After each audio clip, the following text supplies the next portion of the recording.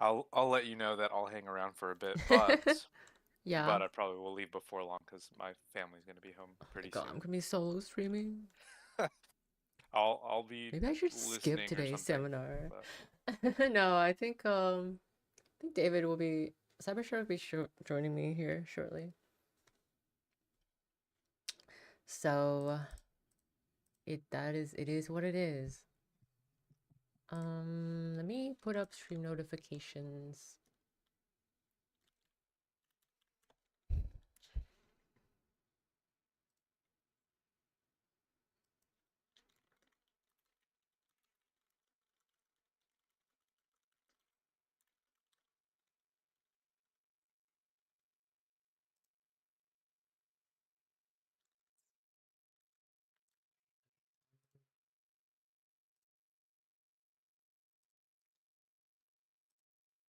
I'll get this figured out before I hit the start streaming button, but whatever. Whatever. My stream, I can do whatever the hell I want.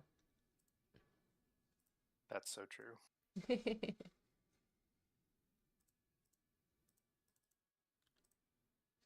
How has your Monday been? It has been very sleepy. I don't know what's wrong with me. I keep going to sleep at like 6. Yeah, that's 6 pretty late. a.m. It's I pretty late. usually will like fall asleep between Hello. 1 and Welcome 2 back. a.m. my time, and I think like, wow, I am really staying up way too late. Yeah. Yeah, 6 does sound That's how it goes. pretty late.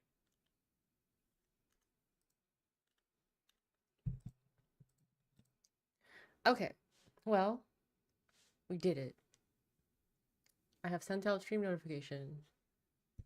So, today, folks, for anyone who's watching, I don't think anyone's watching besides you guys. So, today we're going to be doing a Crim seminar for Scrubs, my lovely team.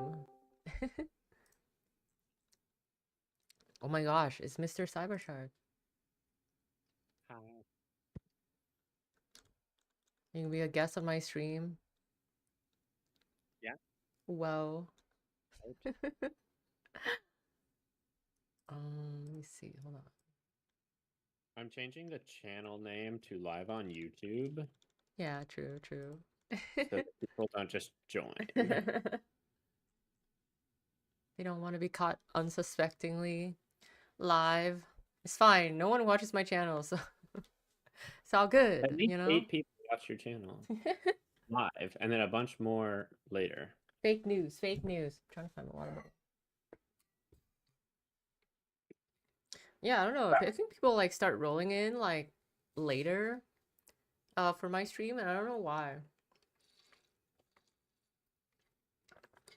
Maybe it's just like YouTube recommendation, and people are like, it's like people's doom scrolling time, and then they like go on YouTube and they see my stream open. That's how it works, right? Anyway, so today, doing a Crim seminar. I actually like, I've only briefly went over some of my replays, so I hope that I picked good ones. But I'm also supposed to be like doing this. So I know that Meether is doing another one on Thursday. That's gonna be more focused on as like his as that he's built. Um, so and I guess I'm like scheduled for Vic, which like I have like 2 games on that guy, so I'm not actually gonna be doing Vic today. I'm gonna be doing probably the criminal that I've been playing for this season, which has been Moosey Hot. But I also don't really want to talk about Moosey Hot that much because I kind of want to focus on Crim fundamentals, and Moosey Hot is like a little bit of a departure from that. So, because she plays your play pattern is a little bit different than regular Crim, and your mulligan pattern is also a little bit different. So I might show off a few just like as games, just as a baseline, because the as games are more normal to me. But yeah, I don't We're know. playing Sable today. Yeah, we're playing Sable today. We're gonna get banned.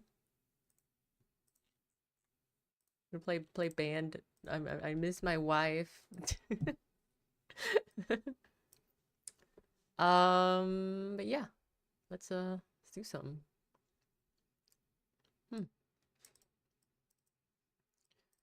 Let's see.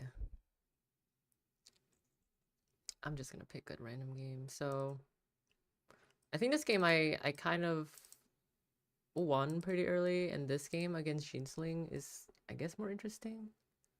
So let's watch the Changeling game.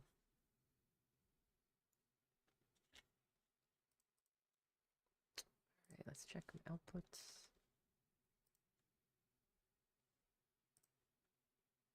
Oh my god. I can't zoom in without it, like, the UI being disastrous on JNet replays. So, let's pull up a deck list for this really quick, just so everybody sees what I'm doing. So this is Meether's as list. He's gonna be doing a more focused one on Thursday. I know that because this is his deck that he built for Summer Showdown. But I'll just be going over like one game just to establish a baseline for Red Crim.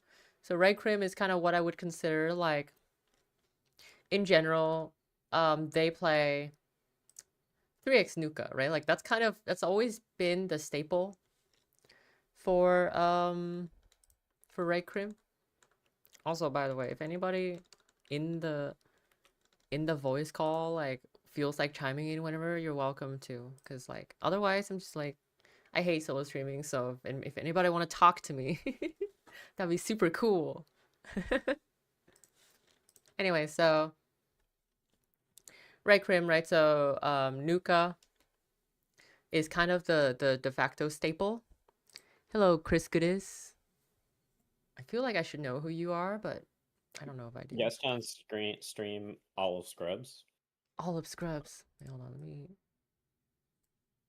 me. Oh, it's Ice Cream College. Hi, welcome. I thought you told me you had another different name on YouTube, so I'm like doubly confused. On stream.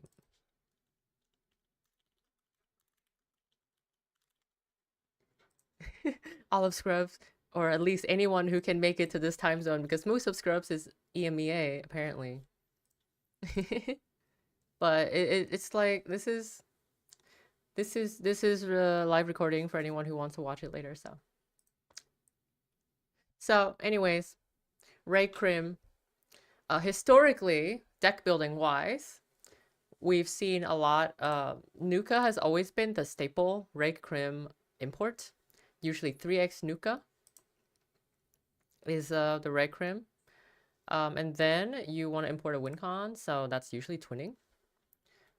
It's a really good win con. Always has been.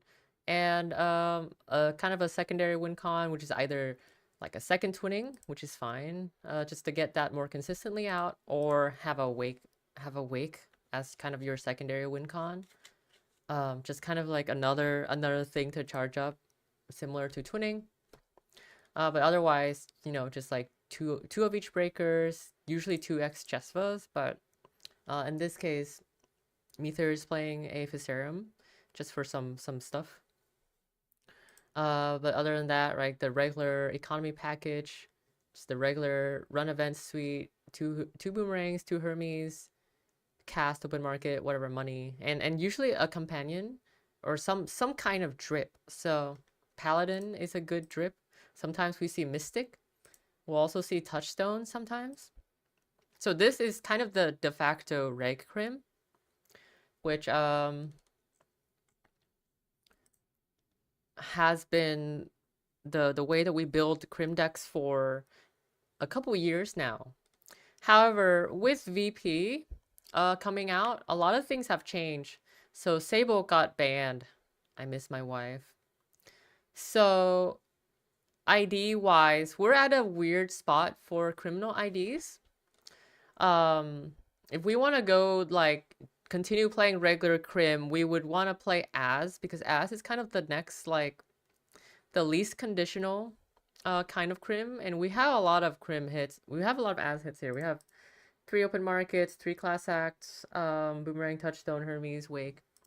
We have enough hits, but frankly, it's like not that many As hits. Oh, also Nukas, of course. Nuka's really good. Yeah, honestly, when I played a Mhm. recent As, there was like too many As hits, which is like Too many As fine. hits. But I don't like, know about that. well, I don't know about I don't know if I played this list exactly, I think but you eventually run out of As hits, yeah, right? you run Like, out, but you end up doing yeah. 2 a turn first couple turns Yeah, because and they're that's so fine. important to set up. Um, yeah, so generally you expect As to give out about 7 credits a game, which is fine. It's a huge downgrade from Sable for sure, because Sable gives you a lot like more clicks generally. But As is very consistent, right? So you can always kind of count on him. The other part, or so that's like where we would go for Reg Crim right now if we want to continue the 3x Nuka, yada yada yada. But there's been there's another Crim option of ID in Musihat. So Musihat is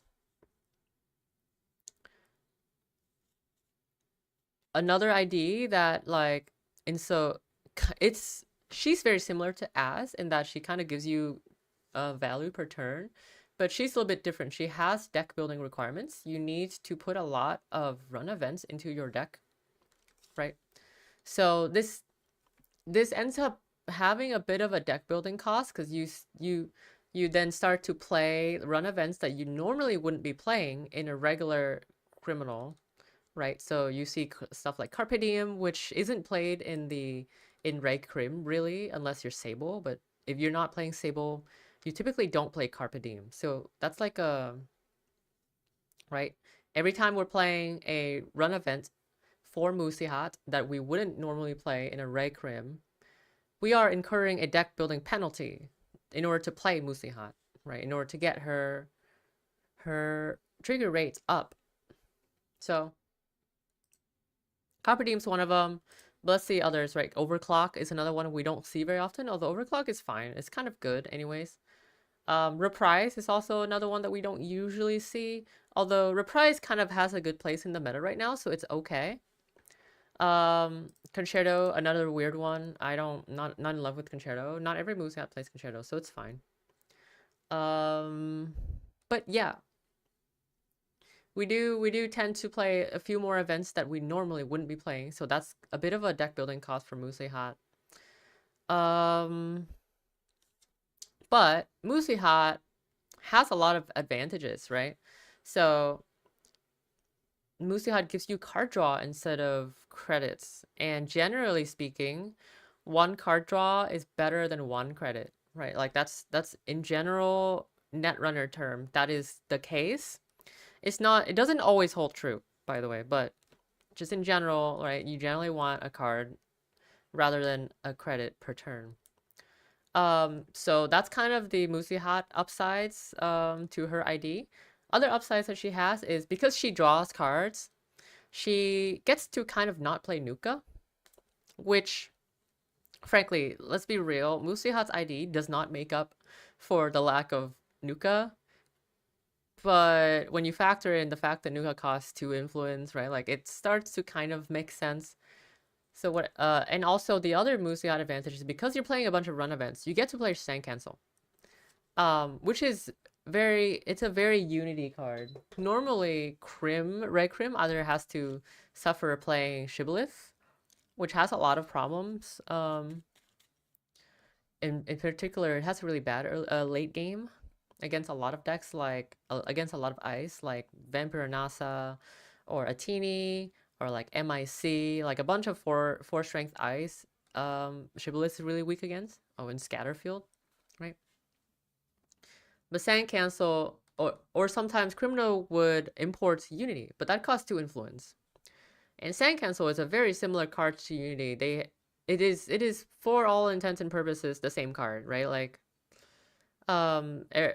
everything, like generally Sand Cancel breaks code gates for the same cost as Unity would. It only has an additional requirement that it needs to be part of a run event. You need to be playing a run event while trying to be breaking with Sand Cancel. But it's fine. For Musihat, it's not a huge cost. You tend to have overclock, and that kind of makes up for it. Overclock's a pretty good run event for that. But yeah, but on the upside, right, you're saving 2 influence. That's huge. So that means that Musihat gets to play a lot more influence and gets to spend a lot more influence on other stuff. So typically you would see it could even be Nuka. It could even be Nuka. Right? But Nuka, of course, like doesn't improve Nuka doesn't improve the Musiat hit rate, so you know, we tend to skip Nuka. But you know, like Musiat tends to spend extra influence on a second twinning. We're at kind of a meta where you kind of want to having second twinning, having an early twinning is pretty important because you really want to be contesting early with twinning plus Hermes, because the corp can like start putting out pressure really quickly nowadays. Hi Cuckoo. I guess I would want to add that Yeah. Sun Cancel is actually better in Unity, particularly against Piranhas and Valenchao, What? which is a what thing. cards? Which cards? Sun Cancel. Right, but against which ice? We compared it to Unity, and Unity needs all free breakers to match Sun Cancel, which is in some spots I think makes a difference. Yes, for sure. That is definitely a downside to Unity. Which ice were you talking about? Valenchao, and I didn't hear the other one. Piranhas. Oh, Piranhas. I mean, they both have to pump twice, right? Unity as well. So even against 6 cost ice, once both breakers meet their condition, they're exactly the same, right? Because it's 2 to boost for Unity and 2 to boost for Sand Cancel, and then 3 to break for Valenchao and Piranhas. So anyways, they're very similar, still very similar breakers with slightly different conditions, but Musihat does not have to spend influence, right? So that's great. That's great. Anyway, so Musihat gets to play a lot of drip. So we see like influence spent on Touchstone, influence spent on Mystic, right? And we go double Mystic because having an early Mystic is really, really important for Musihat. And then, you know, we also see Debbie sometimes, but she's cuttable. But yeah. So that's like kind of the upside, like why you would run Musihat over Az. But there's more downsides, right? So there's even more downsides. Musihat, despite seeming simplistic, she's a very nuanced ID, right? Her deck building costs also her deck building cost is a nuance to her, but also the fact that her ID only draws you run events, which means that so run events in this game are interactive economy, so you need to be running stuff with the run events for them to actually make you money. So this is really important in the case of like clean getaway, right? Like if you can't guarantee a successful run with clean getaway, this card becomes incredibly like it's like impossible to use clean getaway. Not only that, an economically beneficial successful run. Right, like you get in, you're not clean getawaying to get in for a single on a central when you pay 3 to get in and then gain 3. So exactly. Like it can be quite narrow at times. Yeah. So that is to say that run events are conditional, right? They are conditional to their condition is that the run has to make sense and you're not incurring too much cost playing the run events, right? Because even if you're like bravado a random ice, you might have to face check that ice and might like take damage or lose a breaker, stuff like that. So even bravado is a pretty conditional run event. So and another one Overclock is an incredibly conditional run event. You need to have breakers down in order for overclock to make sense at all. For overclock to have like text on it, right? You need to be able to spend the money. So you can always run like a wage workers with it, but sure you can, but they're not always going to give you like not every deck will have like that's another condition, right? Like it's conditional on the corp now, right? So Musihat's nuance is that her ID draws you incredibly conditional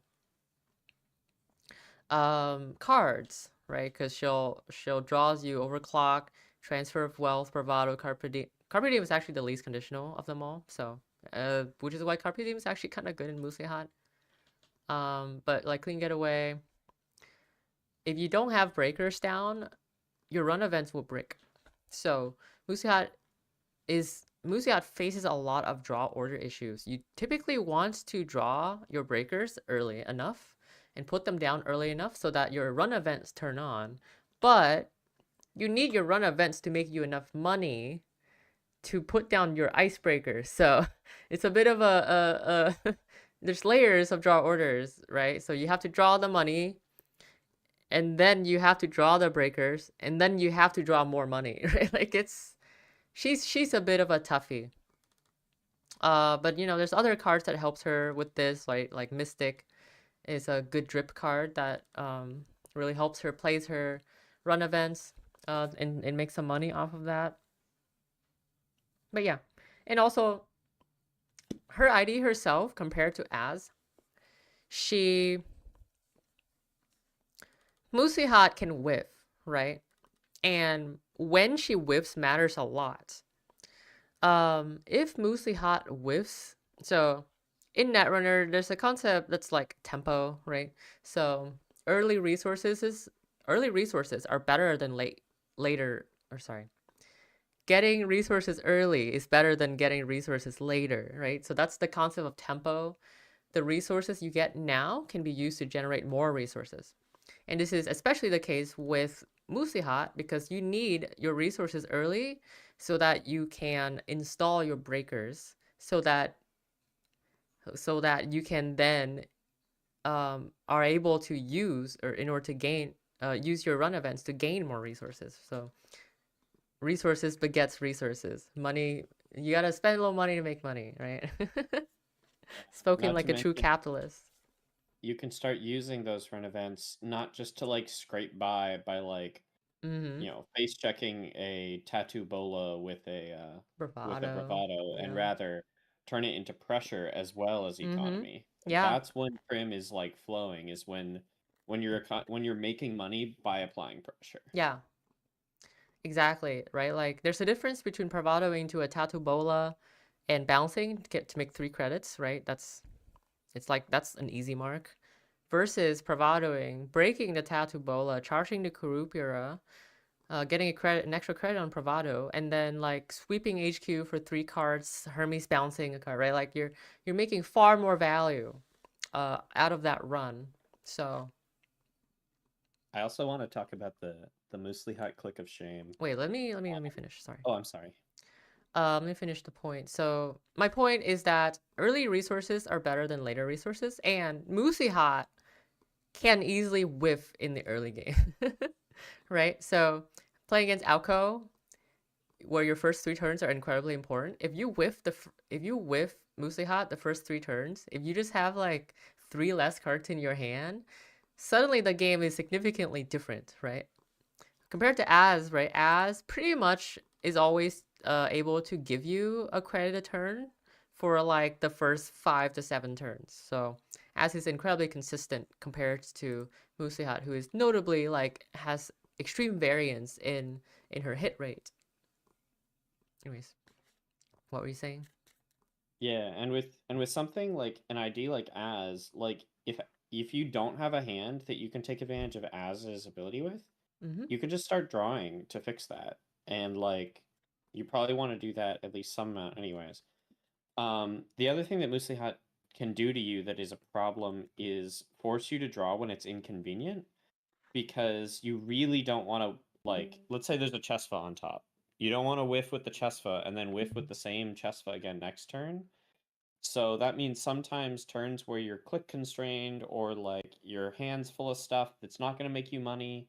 Like you're kind of poor. Do you install a Hermes so you don't have to discard to hand size and click draw the Chesva and install that going broke? Like what do you do in those situations? Like probably just overdraw and discard, but sometimes it's not that straightforward. Yeah.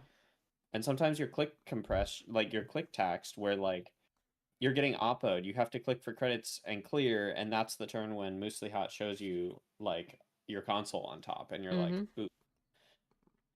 Yep. So those things can be really bad, and I don't know how to like. They're kind of hard to mitigate. You just kind of have to like deal with it. Unlike something like As, where you're just like, well, I'll spend a couple clicks digging for a job or something. Yeah. So that's the Moosely Hot downside. The upside is that she's really rich. She has card draws, and you know, she can blow out your opponent, right? Like she's playing stuff like Reprise. So, anyways, with that said, that's kind of the deck building. Actually, I want to point out that Moosely Hot also has this thing where she reveals the events she draws. So if you, for example, draw a pinhole, the core player knows to, for example, ice archives before pushing something behind Anoetic. Or stuff like that. Yeah, that can be quite important. Like if you reveal a transfer, right? Like they might double ice HQ and stuff like that. So and then your opponent can track how many, like track your hand a lot better. So like after a couple turns of revealing Moosely Hot cards, like they might be able to know that your hand is clean getaway, transfer, or something like that, and then know that if they just ice up centrals, your hand is like completely bricked. So definitely that's a notable downside to Moosely Hot. Though in practice, it hasn't been that much of a downside in my opinion. So but it's something to be aware about. I agree with that.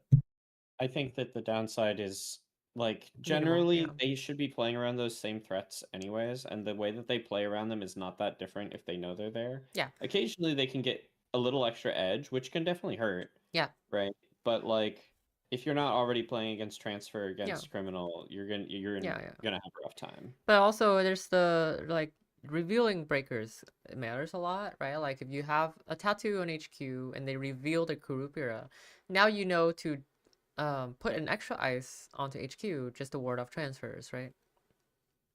So stuff like that could matter, although in practice it hasn't really mattered that much in my opinion. Oh yeah, the breakers are probably the biggest impact for sure. I do want to mention 2 mutual favors. I think mutual favor is probably like a really important card in Moosely Hot because you really need to get your breakers down early. So I've been liking 2 mutual favors, but it is like a lot of Moosely Hots also play just 1x. But I think you gotta have at least one. You gotta have at least one. Important Moosely Hot thing. Anyways, let's jump into a replay.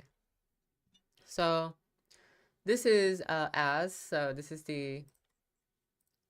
this Mether's As, which I was just playing yesterday to collect some replays. So wait, I thought that was Changeling. Is this not Changeling? Am I stupid? Anyways. What's Changeling's username? Never mind. Don't worry about it. Oh, so regular Crim, Ice Cream College in chat in YouTube chat says Moosely Hot deck building sucks because any non-Moosely Hot cards you put in your deck would piss you off when you don't draw it in game. Yeah, the amount of times where I've like where the game shows me Fencer on the top of my deck, and then I click to draw, and then it's like class act draw Fencer.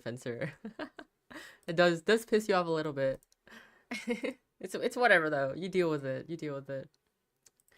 So Criminal. Let's talk about general game plan for Criminal.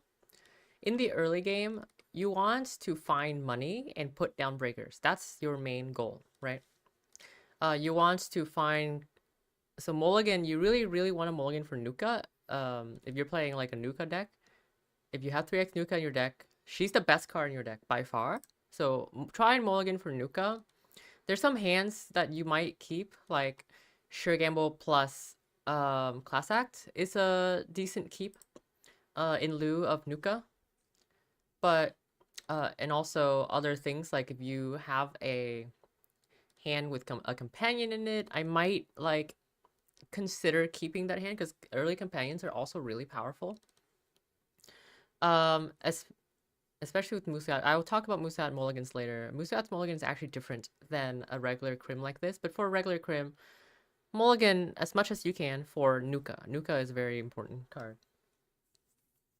But just in general, a game plan for your criminal early game is against most corp. You want to find your money, find your card draw, which finds your money. So Nuka, you want to draw into Daily Cast, Sure Gamble, Bravado, Open Market, Paladin, stuff like that. You want to get your money down, and then, and also try and pressure the corp or slow down the corp in any way you can. So that might be just pinholing HRs or pinholing anthills, or you might want to be threatening you want to apply a little bit of early game pressure because there's a couple goals, right? So Bravado is a really good way to apply early pressure. You can Bravado in face check and ice, force the corp to spend some money and res cards. What this does is it makes their plays a lot more awkward because now they have to, with less money, they have to play extra to play around transfers, or they have to be more careful about pushing things like Charlotte or pushing things like HR, or like they have to slow down their agenda pushes a lot more. Just by you face checking with a Bravado, right? So that's really important. Another good pressure tool in the early game is Boomerang plus Transfer is also another way to pressure the corp early game, or just Boomerang a single ice remote. So early game, make as much money as you can. You might have to take risk doing so. You might have to Bravado and face check and ice to make some money. You might have to take a risk on Boomerang plus Transfer, or take a risk on a clean getaway run, right? So these are risks that you might have to take. As notably, you have to take a lot less risk because a lot of your economies is uninteractive. So daily casts, open market, these are a lot less interactive economies. So you have to take a lot less risk to get your money up in the early game. And the reason you want money up in the early game is you want to be able to put down your breakers ASAP. Your breaker is what wins you games. So you need your breakers down very early, as soon as possible. But yeah, and also you want to find your chest bow. So those are your goals in the early game. You want to get your breakers up, and then eventually you also want to get your win conditions down. So that's wake and twinning. So that's kind of what you want to do in the early game. And once, generally the hump for the power spikes for Crim is you're generally very good early. You have a lot of pressure early game between transfer and between Boomerang and pinhole. And then as you're like putting money down, waiting for your money to go up, and then installing breakers, that's kind of that's your trough, right? Your trough is when you're starting to put breakers down. You'll probably let the corp score a few points then, but that's okay, because remember that once you have your breakers down, criminal is incredibly powerful. Typically in that phase, you just want to chill and put down your breakers, or find them at least. And let the corp score like up to 4 points, and then you can like just start at that point you can probably start locking them out with twinning or wake, with like transfers and stuff like that in Hermes, right? So let's watch that. So this hand, it looks good, right? Open market, daily cast, your gamble. 2 early breakers. I don't really like keeping breakers in my early hand. You want to draw into breakers, preferably, rather than having them in your opening hand. But so, despite this hand having a lot of money, I mulligan this hand. because I want to find some source of card draw. So in this case, Class Act is fine. I would have much preferred to see Nuka, but this hand is okay. You can Bravado, face check a server, and then put down Class Act. And then that sets you up for next turn. And As makes a Class Act a lot more palatable too, because it's discounted by 1. So let's see here. So Corp's playing Thule. I don't know what kind of Thule it could be. It could be anything. Typically, I would play around this being a kind of distributed tracing type deck. So this hand, I want to, so before you start doing anything, you want to think about what your turn would be, right? So this hand, I probably would want to be bravadoing HQ to make some money in order to play Class Act. An important Netrunner fundamental is that you don't want to be bottoming out like ever. If I just play Class Act here, I'd go down to, well, normally it'd be 1, or normally it'd be 1, but with As it'd be 2.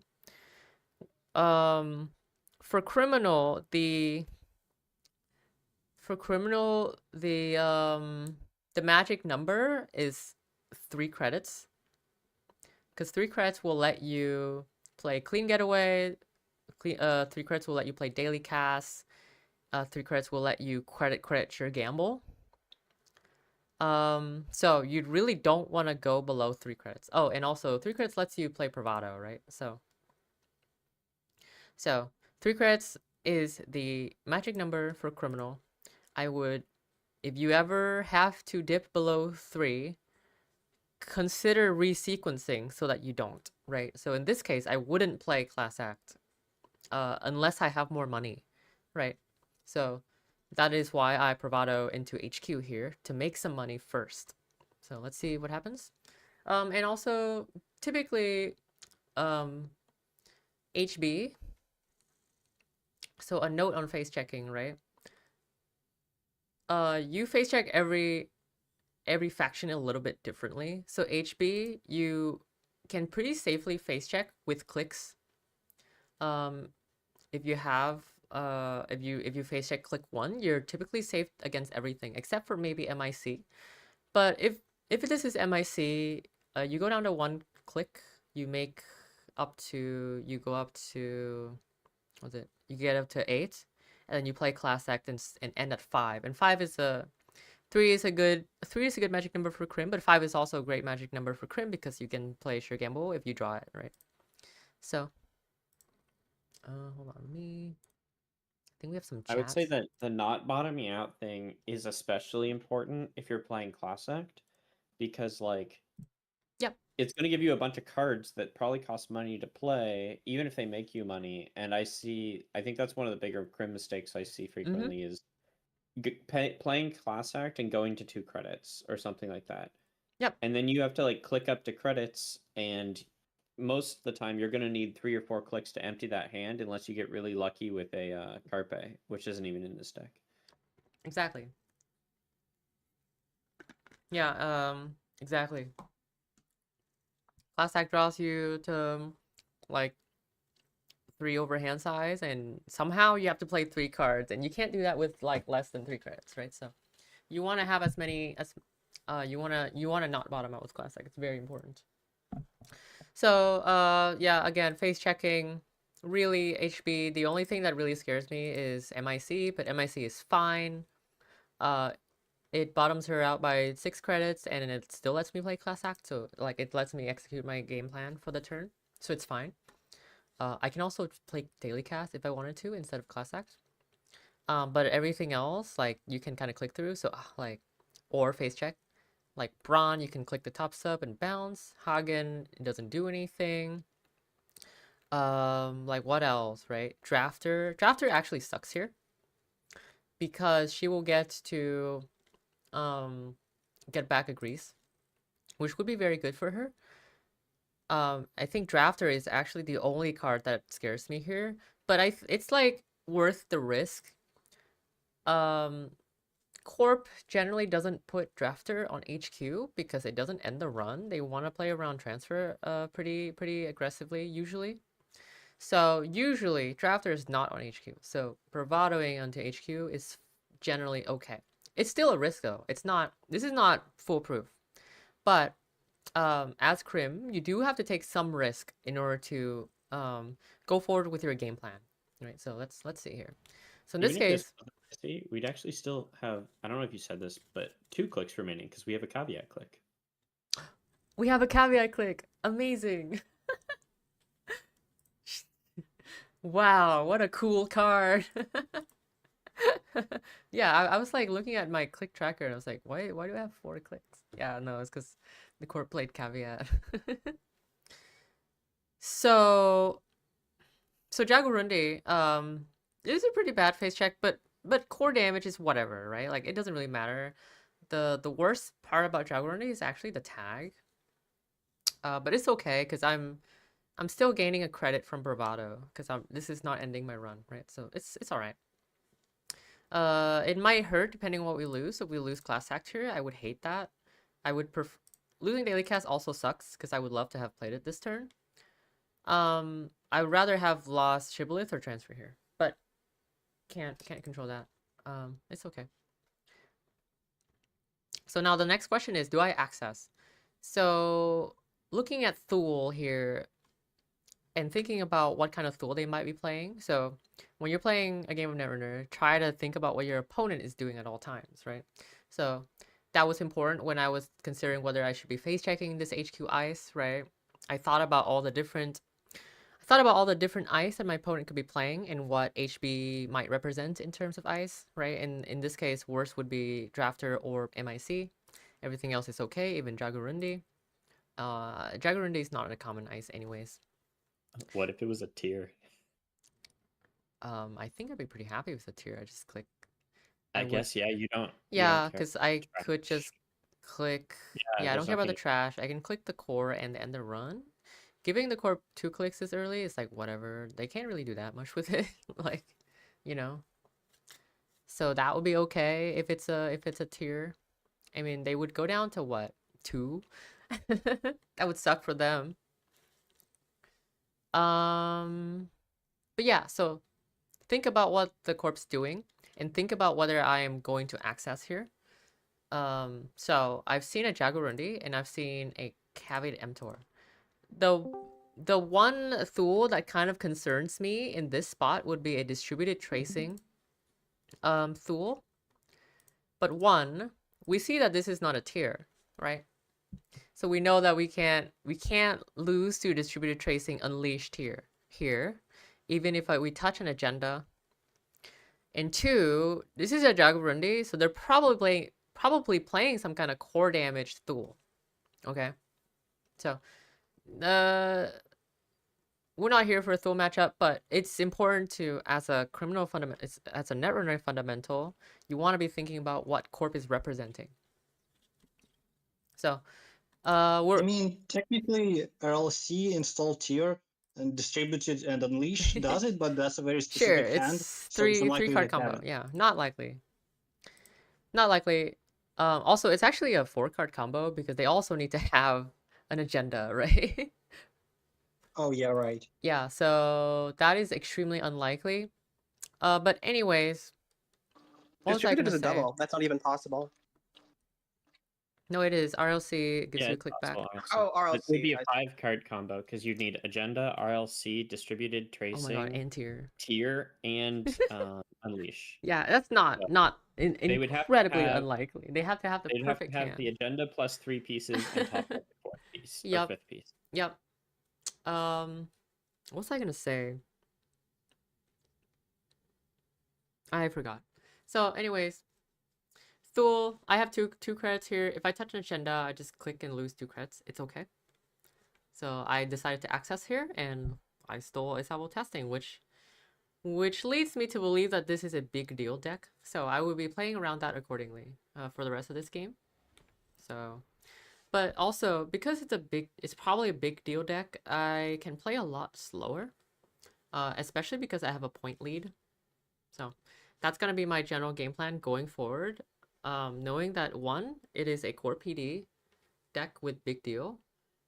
2, I'm have a 3-point lead, so I can play a little bit slower.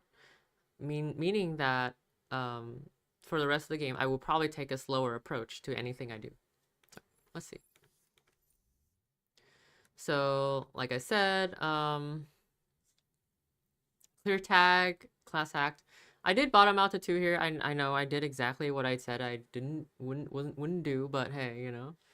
Again, we can afford to play slow here because we're playing against a slow corp. Click up to 3 because we might draw into clean getaway, right? And we did.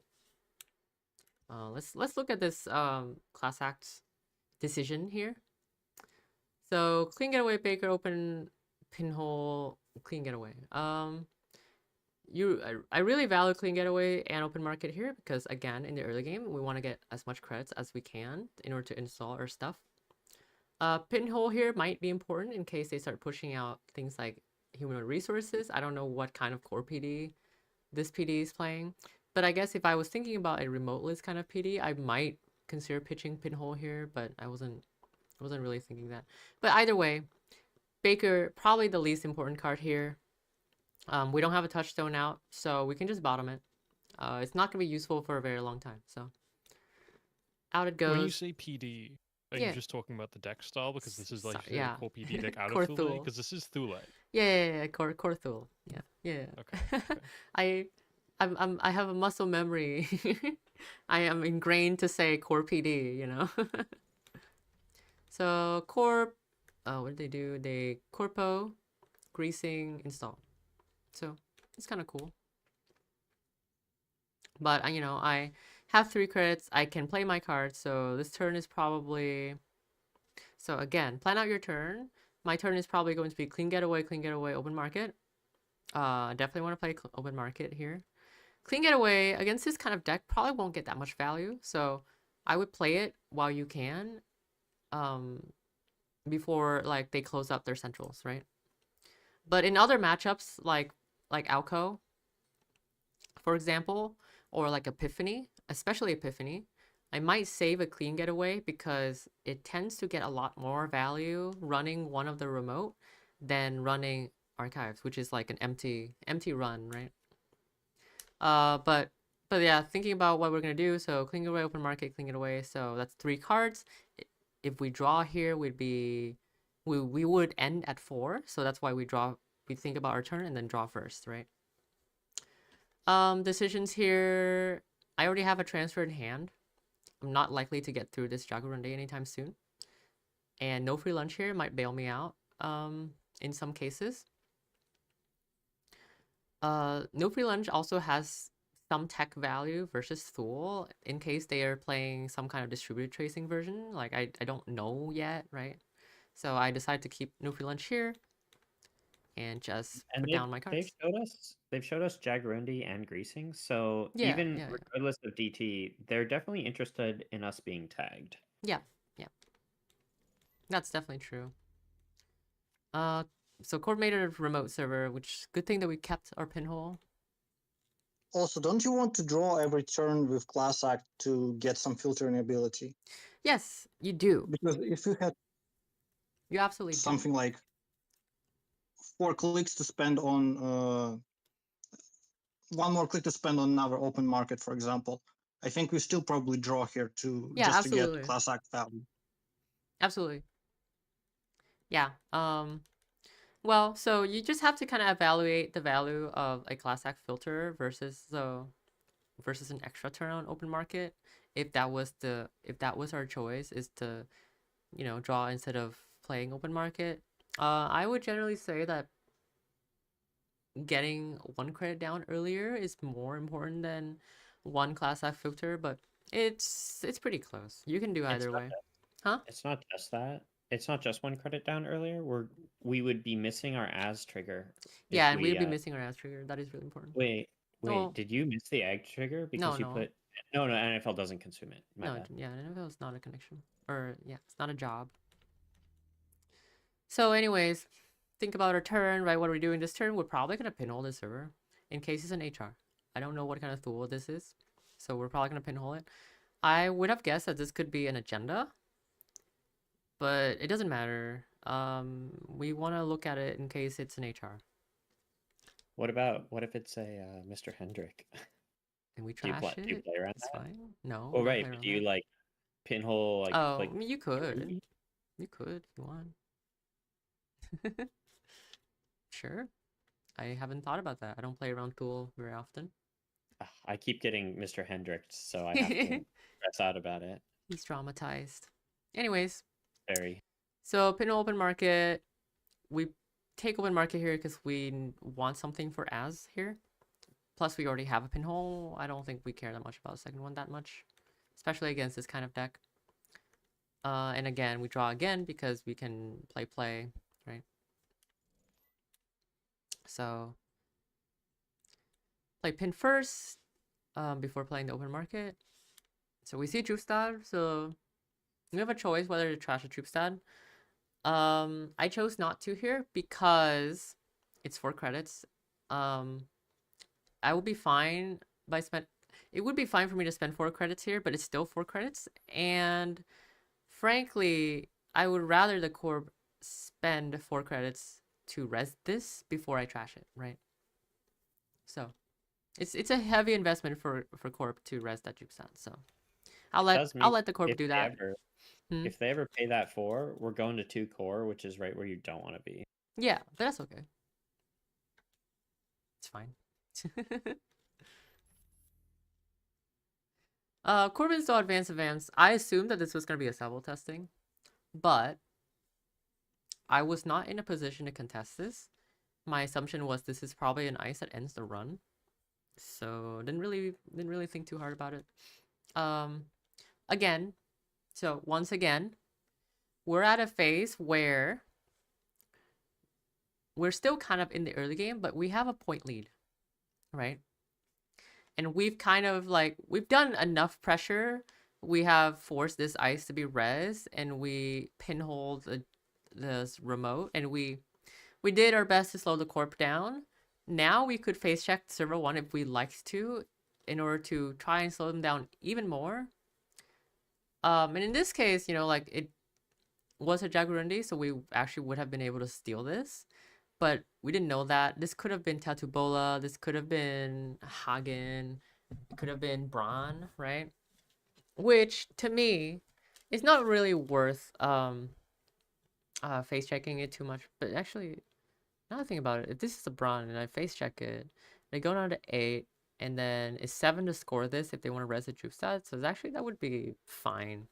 Like I chose in this spot not to contest here. But actually, if you wanted to contest here and face check this, it would actually be okay, right?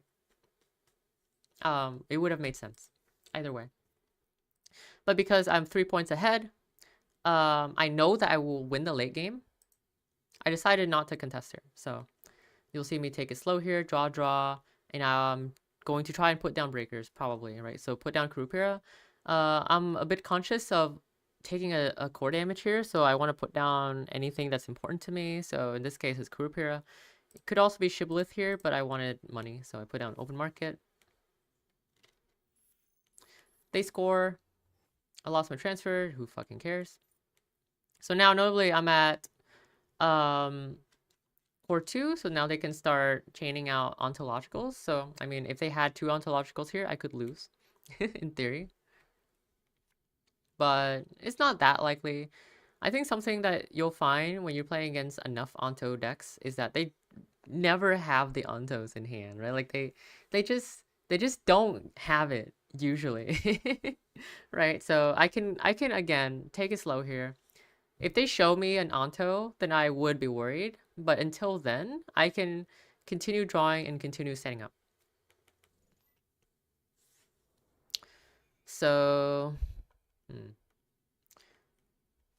So bit of an awkward sequence here for me. I was actually playing around something.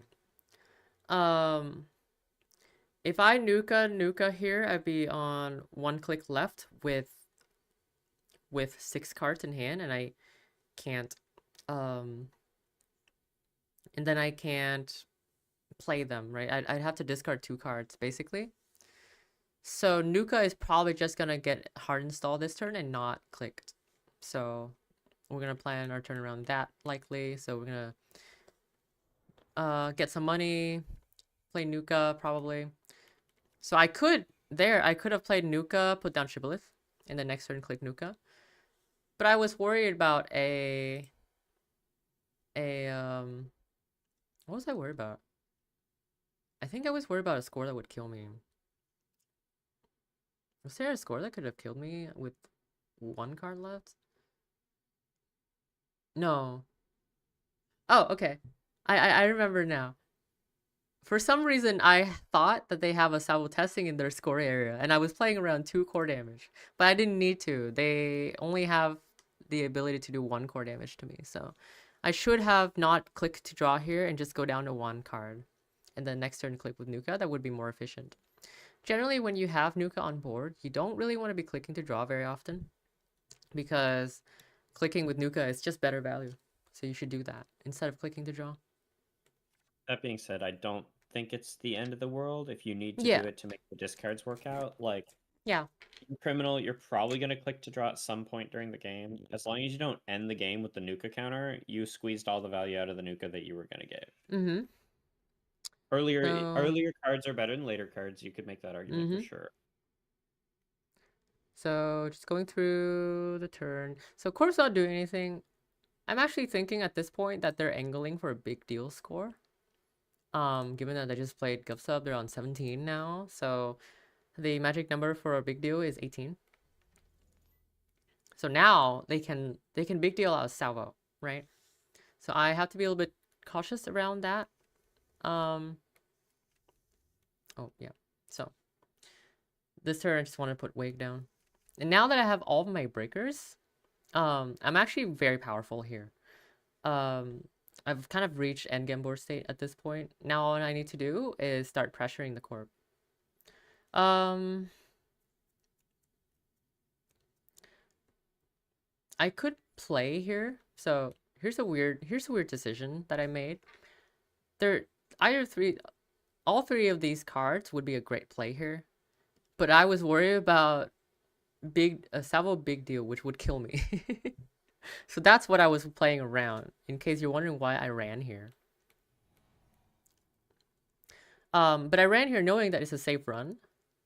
There is basically nothing that the corp could rest that I can't break, right? So this is a safe run, and I wanted to trash the Jupstad because it's been res. It's now a good target for a trash. So I trash it, and also because I had nothing else better to do with my click. I could have clicked for credit, but that sucks. So. Wait, how does salvo big deal kill you? It's 2 core. You have 3 cards. Oh, is it 2 core? Why am I thinking it's 3 core? Yeah, if you're still thinking the melee is, and you survive 3 core anyways. Oh my god. Well, I wouldn't have if I played one of these, right? So. Oh, if you play one, sure. Okay, well, I'm stupid, so I should have played one of my cards. Okay. Whoops. Teehee. But also, if you thought that was also salvo testing, that means they would need the third salvo testing in the deck to kill you. Precisely the third one. Right. Yeah, but it's something to play around, right? Like, so another fundamental is when you're ahead, play safe. Right. I actually feel very ahead here. All my breakers are down, so when you're playing through a game, try to, at some point, stop and, like, evaluate your positions, right? And doing this more often will make you a better Netrunner player.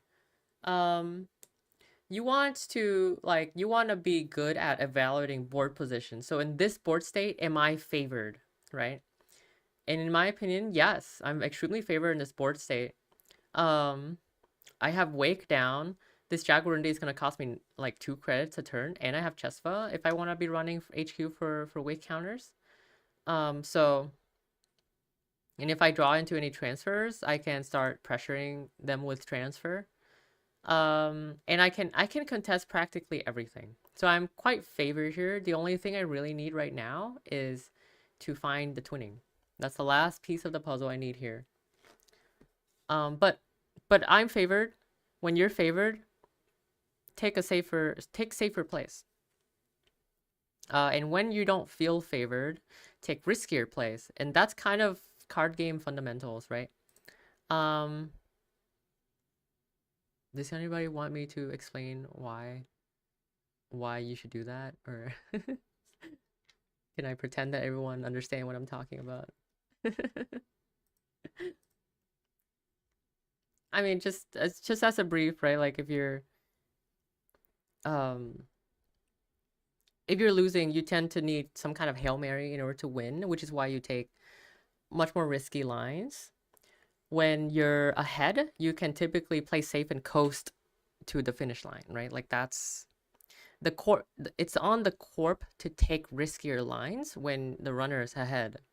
So you can kind of, if the status quo doesn't change, you would win. So you want the status quo to not change by taking safer plays. Anyways, so, but anyways, I probably should have, you know, I probably should have played a card there, but it's okay. It doesn't really matter. So same position as the other time. I'm still playing around 4 damage or 3 damage for some reason.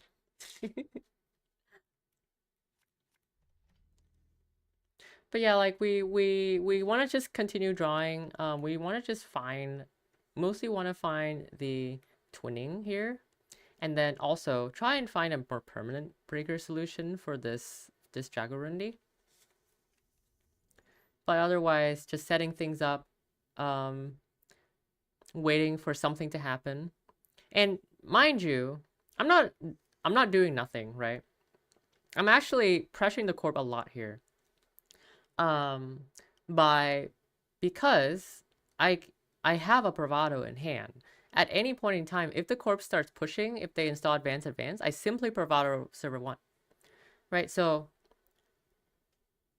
it might look like I'm doing nothing, but I'm actually prepared to contest anything that the corp has, right?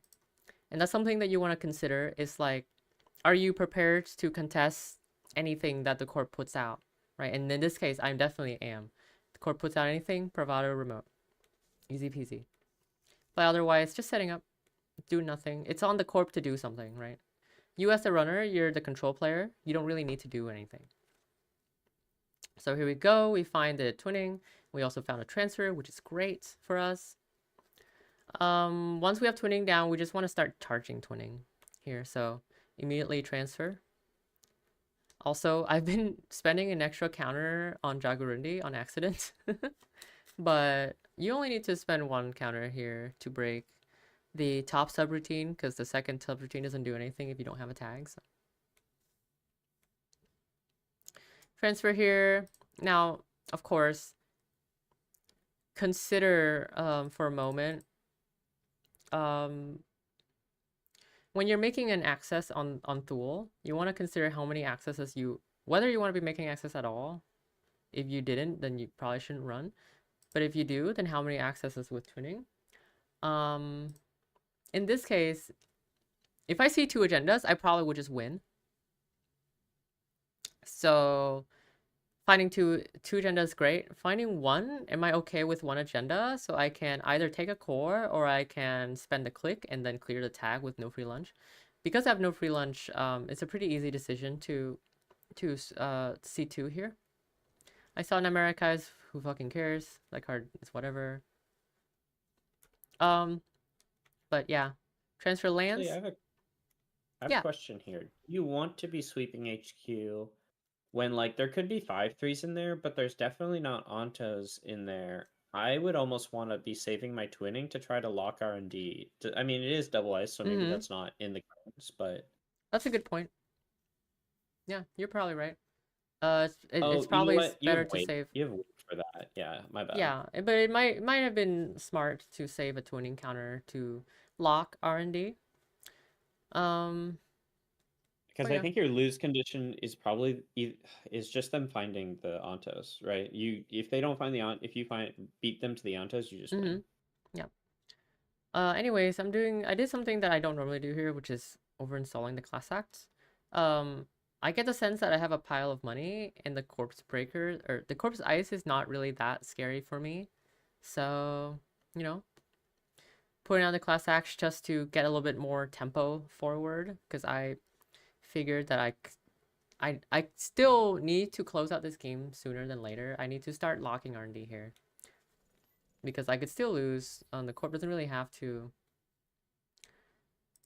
The Corp can win with 2 Ontos. Now, it's not likely that they can get the 2 Ontos, right? But that's definitely one of their win con. So they install advance here, which is a mysterious play. Because there's nothing that would stop me here. I have my Breaker Suite out. And we're not even on threat for Jaguarundi. So I'm not even gonna take a tag from Jaguarundi, right? So which makes me thought it might have been a Cerebral Overrider. But anyways, there's no reason to play around Cerebral Overrider. Just gotta check it, right? So Boomy, and then throw the gun. Very cheap run. And we touch a trains, which is perfect. And we ran first click because we need all the clicks we can to do, you know, just everything, right? Steal the melees, pay for Thule. So, and then lastly, just install the Carmen. We threw away our gun because we know that we can just reinstall Carmen, so it's all good. Fish some cards. Yeah, so again, right, like, we just need to lock R&D here. If we lock R&D every 3 turns, then there's literally nothing the Corp can do. So, right, easy game. But as you can see, right, like, that's an example of a criminal game plan, right? When you're playing runner, you want to have a solid game plan in mind. And the criminal's game plan is, in the early game, make money. So make money, install breakers, install win conditions, lock the Corp out of the game. Okay? Easy peasy. That said, that was an As game. I think Meteor will go over a lot more As on Thursday. So we're gonna go look at other runners that I have. Let me look at. So we're gonna be looking at Musihat actually, because I've been playing a lot of Musihat, and I think I have a lot more games with Musihat. I don't really have like a good like sample of games though. Let's watch. So I have a showdown game that I could showcase, I think. It's a solid acceptable one. So Musihat, let me go over the differences again, right? So Musihat does not typically play Nuka. Hi Zook. I find it hard to believe in Crim in this meta. I kind of agree with you. Crim does feel like it's falling behind a little bit, but honestly, Crim is not that much worse than other faction. It's not like Crim used, like, pre-rotation Crim was like terrible, right? But Crim right now is not that bad, even if they're like a little bit behind the other 2 factions. There's a couple of pretty acceptable decks that you could play. Are the scrubs recruiting? I don't know. Are we recruiting, guys? I think we're pretty open generally for recruitment. The better question for scrubs is not, are you recruiting? It's, are you ever not recruiting? And the answer, I'm pretty sure, is no. Yeah. So, I don't know. Who would you even ask if you wanted to join scrubs? Someone that you know in scrubs. Yeah. That's usually how it goes. I guess you can ask me, but I don't know you very well, so... I lost my thumbs. Got wiped on my locals tonight. Oh no. Yeah, we're doing a little criminal seminar right now for scrubs. We just went over some As games, so we're gonna go over Musihat now. So let me go over some differences with Musihat in terms of game plan. So, like I have said, we talked about deck building earlier. So if you're watching this on the VOD, just like rewatch the the deck building section that I was talking about. We in Museat, we don't play Nuka. Okay. So the mulligan is going to be different because we're no longer mulliganing for Nuka. Instead, we're mulliganing for this little axolotl here. Mystic is the most important card in your Museat deck by far. Okay. You really want to mulligan for her if possible. There's other acceptable mulligans though. For example, early Touchstone is fine. No, I said fine. It's not good. So Touchstone doesn't give you real money, which is a problem because remember what I said about criminal game plan? We want to make money in the early game. And then we need to use that money. We need that money to install breakers. And this is especially important for Museat because, you know, you need to get your breakers down even earlier so that your run events can have text on them, right? So Touchstone Debbie, while they are drip, they don't give you real money. Mystic gives you real money. Mystic turns your, you know, like, it's, you straight up convert Mystic money into real money with Bravado and Carpe Diem and Clean Getaway. So Mystic, extremely important. Try mulligan for her if you can. But otherwise, if your hand is like, if you can, there's another like nuance to Museat's mulligan is if you're able to start your hand with a bunch of Museat whiffs, that will actually improve your hit rates, Museat hit rates for the rest of the game. So some examples would be like Sure Gamble is a great card to have in the opening hand. Another card that would be good in the opening hand is Hermes, because it's a card that you kind of want down early anyways, and is a Museat whiffs. But otherwise, like Touchstone, Debbie, Mystic, these are all in class act if you have an accompanying Sure Gamble. Would be great. Would be great cards for your opening hand because they won't make Museat whiffs later. So something to keep in mind with Museat. Her mulligan is definitely a little bit weirder than Az mulligan. So anyways, so we're playing against Nuvang. Is this a good hand? Probably not. I don't see Mystics, so we do have Sure Gamble, but the rest of our hand is kind of whatever. Chesva is whatever without breakers. Your first turn here is going to be like draw, gamble, and then hope you get a better card. Yeah. Whatever else is here. Yeah, that sounds miserable. So yeah, I definitely mulligan here. Mulligan, not that much better. So twinning is, we love twinning, but this is a little bit too early for twinning. So it's not that much better of a hand, but it's okay, right? Like, I think Museat don't really have great hands anyways, but we at least got a couple whiffs out of the way. So we got Sure Gamble, twinning, and Debbie whiffs out of the way into our hand, right? So we'll start here. Corp's gonna do their thing. And we got a Museat trigger, which is great. It's awesome. So consider our hand here. We probably want to play. We probably want to put down Debbie. We probably want to play Sure Gamble, put down Debbie, and then maybe play Concerto. So if we do that, we would be Gamble, Debbie down to 4, Concerto up to 4, draw. So we can definitely draw once here. This hand looks awful.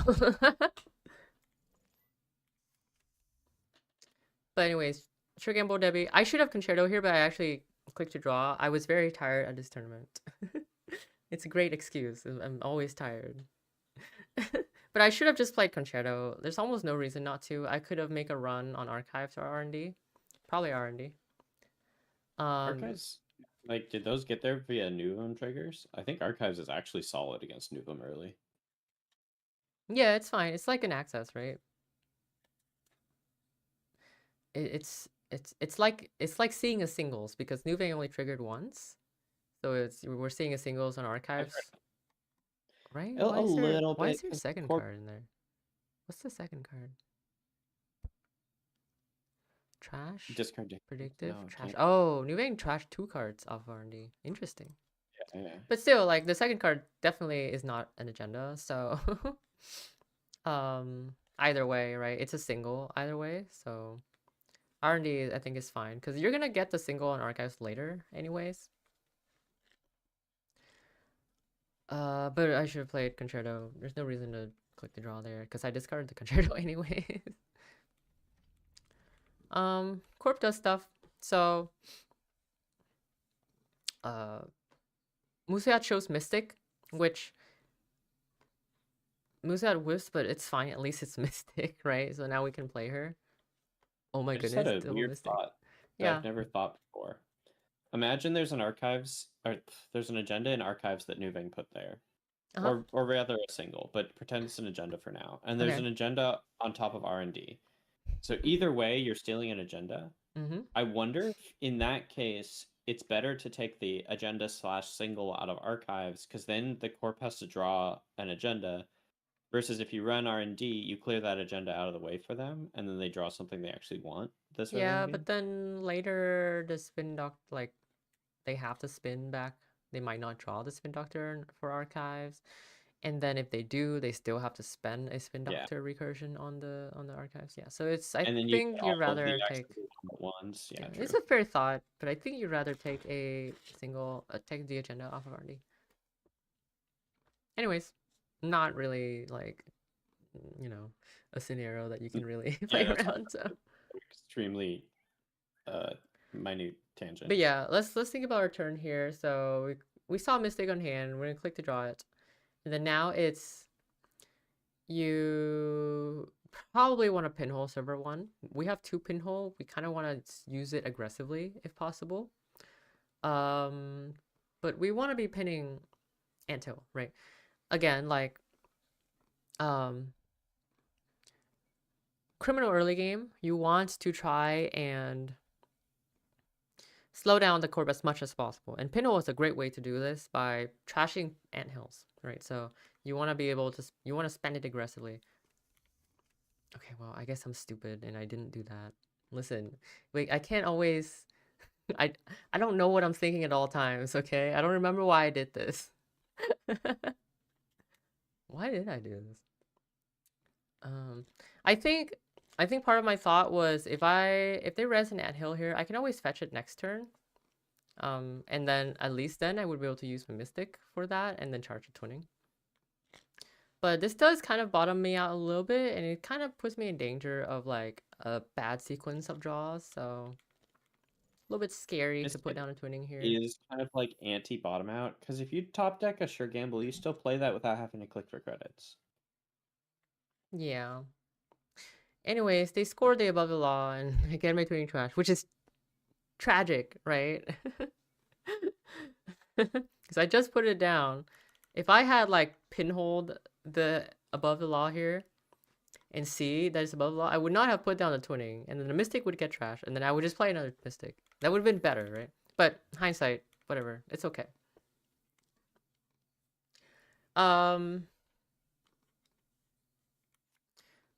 So Museat whiffs again. This time it's a class act, which sucks, by the way, because I do not want to be playing class. Guys, don't listen to me anymore. I don't I don't follow my own advice. I think I felt like my draws have been so miserable that kind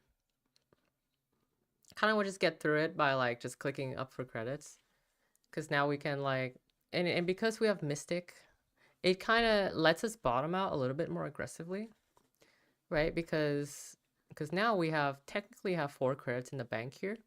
So if we draw a Sure Gamble, we can credit Sure Gamble, and then that we just pitch the Mystic or whatever, the second Mystic. Or if we draw a clean getaway, we can play it immediately, right? So this is actually okay. Yeah, I think that's actually totally fine. Without the Mystic, it's pretty sus. But with Mystic, you can play any of your run events, Sure Gamble.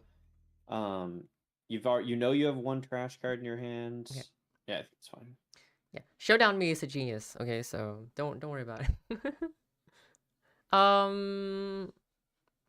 Museat shows transfer here. I probably should not have taken this. Because can I manage this hand with a transfer? Because right now the play is Carpe Pinhole. Carpe boomerang transfer. Carpe. Yeah, Carpe boomerang transfer. Right, okay. Right. I remember now. I think at this point I was like, I'm in such a hole that I kind of need to spend my cards, right? When you're like this, you just want to like think about aggressively spending your cards when you can. So in this case, boomerang transfer is like pretty acceptable. So Carpe boomerang transfer, right? And then you can clear the tag pitching Mystic Pinhole, perhaps. Or you can just float a tag, but I probably wouldn't float the tag here. The Corp can trash Mystic, trash Debbie, which kind of sucks for me. It is unfortunately a Brawn, which means that I'm gonna end my turn tagged here. Measured response. There's no reason to trash it. Actually, I mean, there's no reason to trash it. I can't bottom myself out even more, right? So pitch 2 cards. I held the Mystic, thinking that the Corp would probably trash it, and then I can replay it. The other pitch, my pitches were Pinhole. Oh my god, my mouse is like dying. Pinhole because I already have another one. Overclock because I don't have breakers down yet. Remember what I said about overclock being a very conditional run event? I don't have any breakers down, so overclocks can be dead for a while at least. I could also have pitched Mutual Favor, or I could have pitched Reprise. I think that I feel unfavored enough that I felt like I need to have Reprise to win the game. So kind of my game plan at this point is I'm behind, right? So again, take your time and evaluate board positions when you make decisions. I'm behind right now. So what's the game plan? The game plan, so before we see the score. The game plan is because I'm behind, I need to get a little bit lucky. So what does that look like? I need to steal an agenda and reprise this Brawn, right? If I'm able to do that, I can turn this game where I'm behind into a game where I'm winning, right? So that is currently my game plan. So the Corp scores, which actually I don't hate. I would have been very sad if this was a Basalt Spire and like Seamless or something, but an empty off the book is like, whatever, who cares, right? It's didn't do anything. I mean, it puts them on 4 points, but whatever. It's all good. Yeah, threat 4 for measured is probably like the most impactful part of that score. And also the uptake of that is that I didn't lose Mystic, and this is actually huge because I mean she has 2 credits on her, right? So like as Corp, I wonder if you just play it slow here, like trash Mystic, advance. It's a play, right? And this logjam is probably gonna be solid for a while. I can't boomerang through it. Anyways, we're not here to evaluate Corp's plays, but I'm happy this Mystic didn't get trash. I fully expected her to be trash. Moosey Hat has been hella whiffing. You guys see this? I think Moosey Hat out of 5 turns, she's whiffed 3 times already. This is why. Oh, that's nothing. Let's put my replay. Yeah. Whatever. Shut up. What was the thing that we were saying earlier about Nuka and when it's best to use Nuka because where the value is concentrated? Yeah. Yeah. I think that if Muslihat doesn't draw your card for your first 3 turns, you are really hurting. Yep. I think this idea is dog shit because of that. I hate it so much. Yep. Yeah. I'm done with Muslihat. I'm also pretty sick and tired of Muslihat, but hey, you know, like we're here to teach Muslihat, okay? If that happens, not only did you have a blank ID for 3 turns, you have a handful of hardware and chestas that you don't really want. It's pretty bad. Anyways, at least we have Class Act to kind of help us out here, right? Which is why I like never cut Class Act for Muslihat, you guys. It's so good. Yeah, because then if there's like a chest file on the top, it doesn't have to go into hand. You can like get something good instead. Or like if Muslihat shows you a Class Act, another Class Act, just pitch it, right? That's what we did here. We want to try and find a way to spend off Mystic, but it doesn't have to be right away. This turn we can clear tag. I don't know why. What am I doing? I could probably have clear tag, put down sand cancel, and then not. Okay, no, this is fine. Yeah, because I had I had a card that I want to be pitching, which is the other Mystic, so I can clear tag, play Sang, or play Carpe, and then pitch the other Mystic. Yep. Yeah. Yep. Okay, so we're not winning, but we're kind of stabilized, right? We're starting to find breakers, which is really important. Because this turn is like we can Carpe and then maybe pinhole Silver 1 and then put down Carmen, right? And then next turn hopefully we find like another way to spend off Mystics. So for example, clean getaway or something like that. So Carpe here reveals R&D. I decided to take a run. This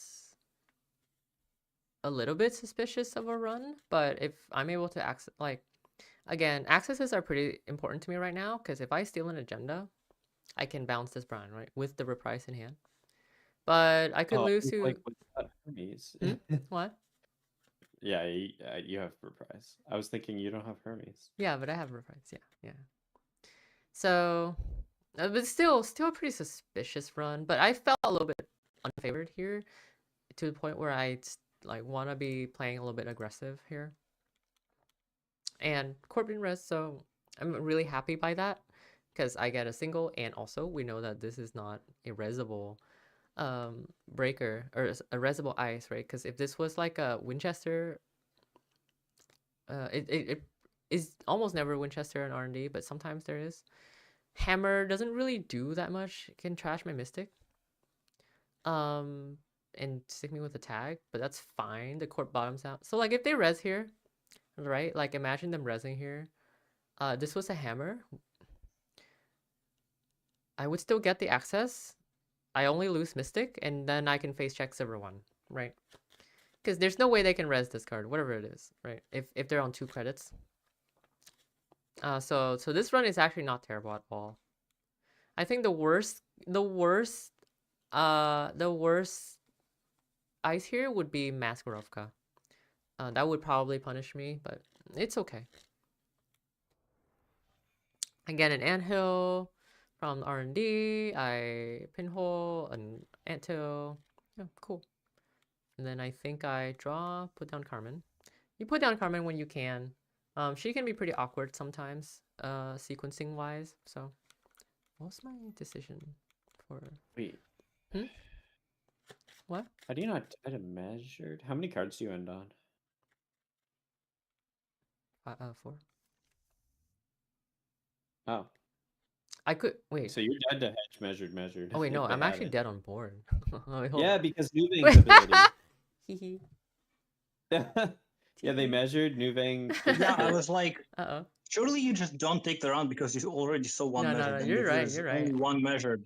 Hey, I was tired. That still forces you to bottom out, or I like, forgot to play a round tempo measured. Also, I'm literally dead here.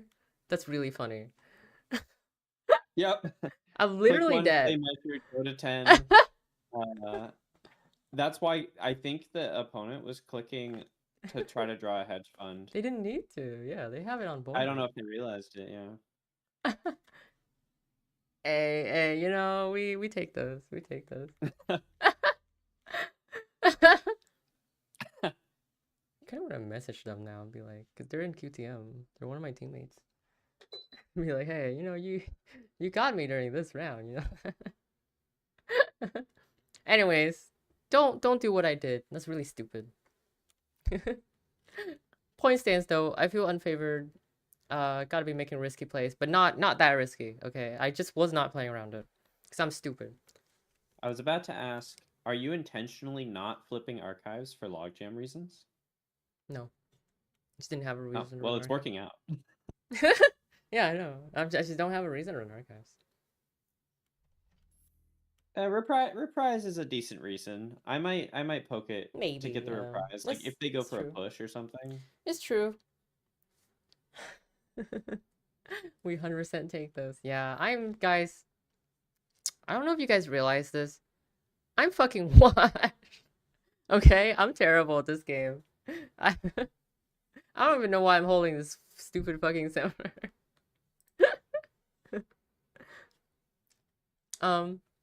So whatever. I have money now. I can survive double measured, and the corp is pushing, so we're just gonna go for it. With overclock, like at this point, right? I drew clean getaway. This board state, I am very favored right now, right? The corp needs to score 3 points, which is difficult. Scoring 3 points difficult for Wayland. If it was 2 points, I'd be a lot more worried. But 3 points pretty difficult for Wayland. So at this point, I'm very favored. I have all of my breakers down, minus Chesva. Chesva would be great here, but it's okay. And then we can easily contest the server. So that's the nice thing about Musat is Musat's actually pretty good at contesting remotes for a criminal. Because of overclock, right? Overclock's a great remote contest card.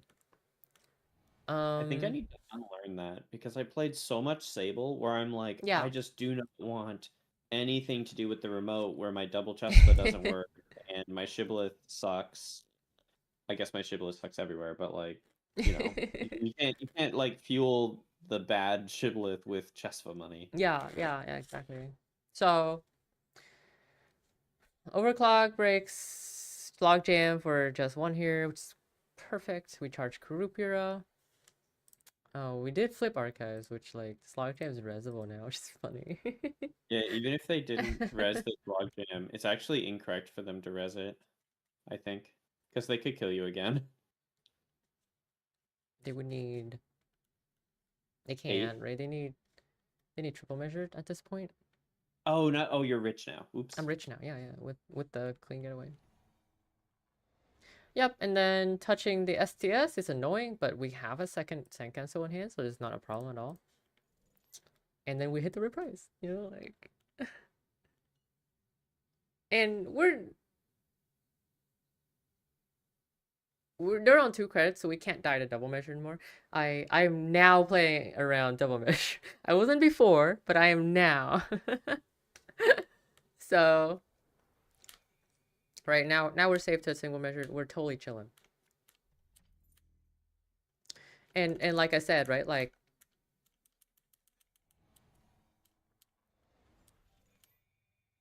reprising the Brawn, the game is over, right? The game is over at this point. This what I mean is like you play with a game plan in mind, and because I was behind, my game plan was to reprise the Brawn. And I could have reprised the logjam too, by the way. I had choices here. But now that I have reprised the Brawn, how does the corp come back from this? Right? Like, I've effectively won by executing my game plan. Right? I angled for the one thing that would basically win me the game, or the one thing that would turn around a bad game to a practically guaranteed game, right? So important to play around your game plans, folks. So now that I'm in the spot, right, like I don't really have to do anything. I'm quite favored here. The corp has to push into server 1 to do anything, but first they have to try and repair HQ because I have a lot of transfer threat. I haven't played a single transfer, right? So just putting the stuff down, putting on Hermes in case they green mail. They score a green mail. But otherwise, they have 5 credits. I can just make all of my money from Mystic because Mystic was full, and now I can bravado into any server I want. Right, and they can't really res.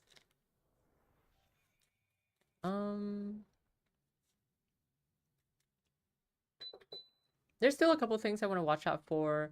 In theory, they could still win off of a double seamless never advance card, so I think I still have to think about that. So I have to kind of check face down cards here. I probably should have trashed the Spin Doctor. I normally don't trash Spin Doctor out of R&D, but in this specific situation and many similar, there's a lot of like, this is a pretty common situation where you get into the sports state where really the only thing that the corp can do is force you to spend money by running face down spins or other face down cards by threatening never advanced threats, right? So trashing the spin doctor here might actually save me a lot of money down the road, but so I probably should have trashed spin doctor. But either way, I have a stack of credit on Debbie. This logjam is basically free. Get a Malapert here. Malapert doesn't do anything, so I didn't bother trashing it. Saving the Debbie money for something else, or like a second, like another remote run later is good. Oh, see. So now, Trillion put down a spin doctor. Technically, Malapert can like fetch a Miyoshu off of green mail or something, but I guess that's not a consideration here. Yeah, and that's still also a never advanced win condition, right? Like, he can't do that. He can't do that. Fast advance. So, not really a threat there. I'm basically already checking every face down cards at this point. So I could run server 1 again, or I can pinhole. I think I decided to just let this go because I can't check the server forever, and it's so likely to be a spin doctor, so just let it go. Nuvang does stuffs and things. I guess the other reason to trash the spin doctor there is to kind of like make the Nuvang more awkward, because spin doctor is protecting archives right now, but you know.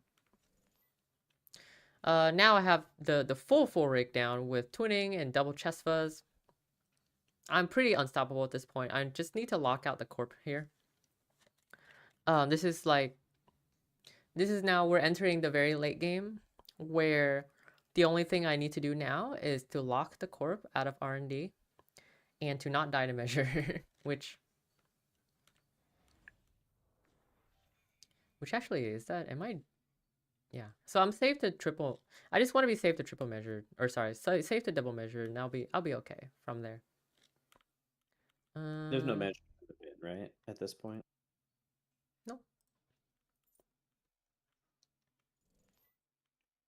Yep, and then pinhole here in case it's something that I don't care about, like an end hill. But I see it's an off the book, so this is guaranteed win, right? There's nothing that Trillin can do here. Because we're not playing against Void Garm, so Wayland's very fair. Just spend money. Yeah, so. Nuvang will sometimes play just the Garm, right? That's true. Yeah. That could be a Garm, and you're one credit. No, we know there's Malapert. We saw it. Yeah, you know it's a Malapert, but if it wasn't known. Yeah. So yeah, you know, here's an example game of where we were behind, but we played around an out that would win us the game, and we did that, and we won the game, right? Although, to be fair, funnily enough, this bronze reprise actually didn't matter at all. I did nothing with it, but, you know, like, I did eventually draw the transfer. If this game had went on for longer, transfer would have won me the game at that point. But it's funny that it didn't actually, like, the bronze bounce didn't end up mattering, because I didn't run HQ a single time. So maybe bouncing the logjam would have been better. Anyways, it doesn't matter. The point is, you know, after I have reprised that bronze, the corp basically had no shot, right? They have to spend a lot of money repairing HQ. And as soon as I find transfer, I can still stick the transfer and force a lot of money out of them. Anyways, anything else we want to see? I'm actually really curious about the weak crew, crew deck, because like it sort of confuses me, because if you're playing for a trashing ice game plan, why are you not playing it out of Seb? Like Wick's tag clearing ability is quite a bit weaker than Seb's, and like what's the reasoning for including the ice destruction package here? The basic logic of Buckland and crew is the fact that Shibboleth fucking sucks and Kurapira can get absolutely blown out. And so by getting rid of the problematic ice with Crew or de-resing it with Bocklin, you can avoid spending even more money than you that you usually would breaking that ice, because you need to continue getting accesses. So if you think about Crew as an econ card, Crew can save you more money than you would make with like a creative or like Mamie's unique, so etc. etc. But the basic theory is just that Crew and Bocklin are a different way of breaking ice, but it's permanent, so you don't have to keep actually paying through it. I think their point was more that like, why are we doing this? Like, why not just play it out of Seb? Yeah. So why aren't we playing this in Seb? And the answer to that is extremely complicated, I'm pretty sure. But honestly, it kind of boils down to we don't have an established Seb deck that wins games yet. And at the moment, it feels like the Crim card pool is a little bit better than the Seb card pool. So, you know, I think you get to play 3 transfers as Vic, and that's big. Yep, 3 transfers, like 3 bravado, clean getaways. It's pretty good. Dreamnet is a good card, right? Like those are the reasons to play Criminal. And in addition, Seb doesn't really play breakers for various reasons. For Seb, breakers are a little too expensive, right?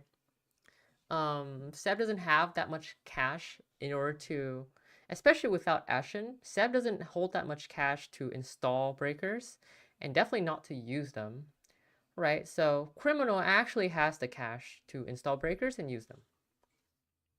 I think like Seb, if there was still a way to make a functional Seb deck that had 3 transfers in it, I think that's what you want. Yeah. Is like losing, like the Crim can have that 3rd transfer.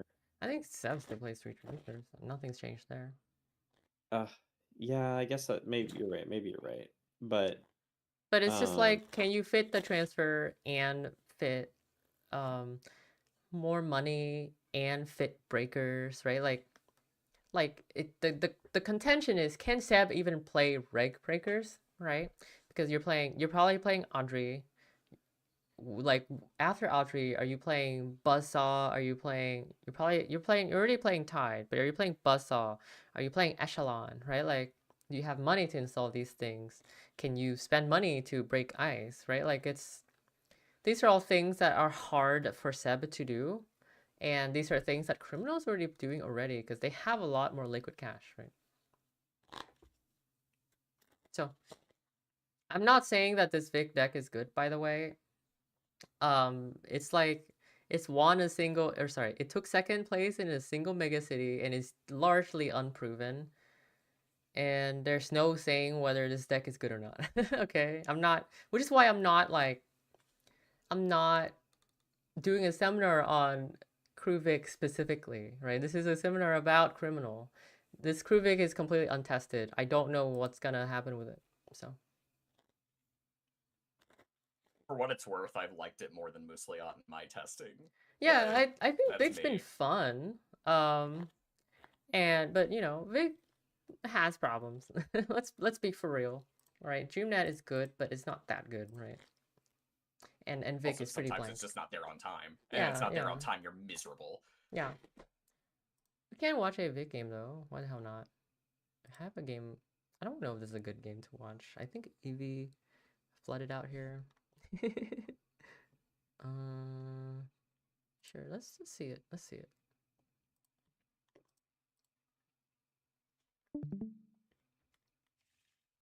What's the what carp deck is this? This is, oh shit.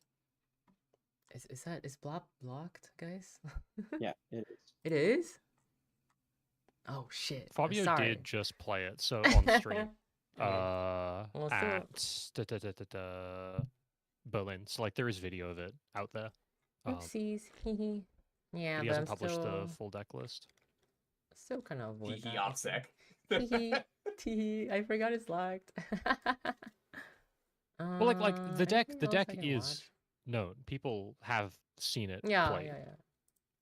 Fabio won Berlin, right? He won Berlin, yeah. That's really cool. Yeah. All the way down from Luce's bracket as well. Wow. He had to slug his way through the mud for that one. Damn, okay. Do I have anything else?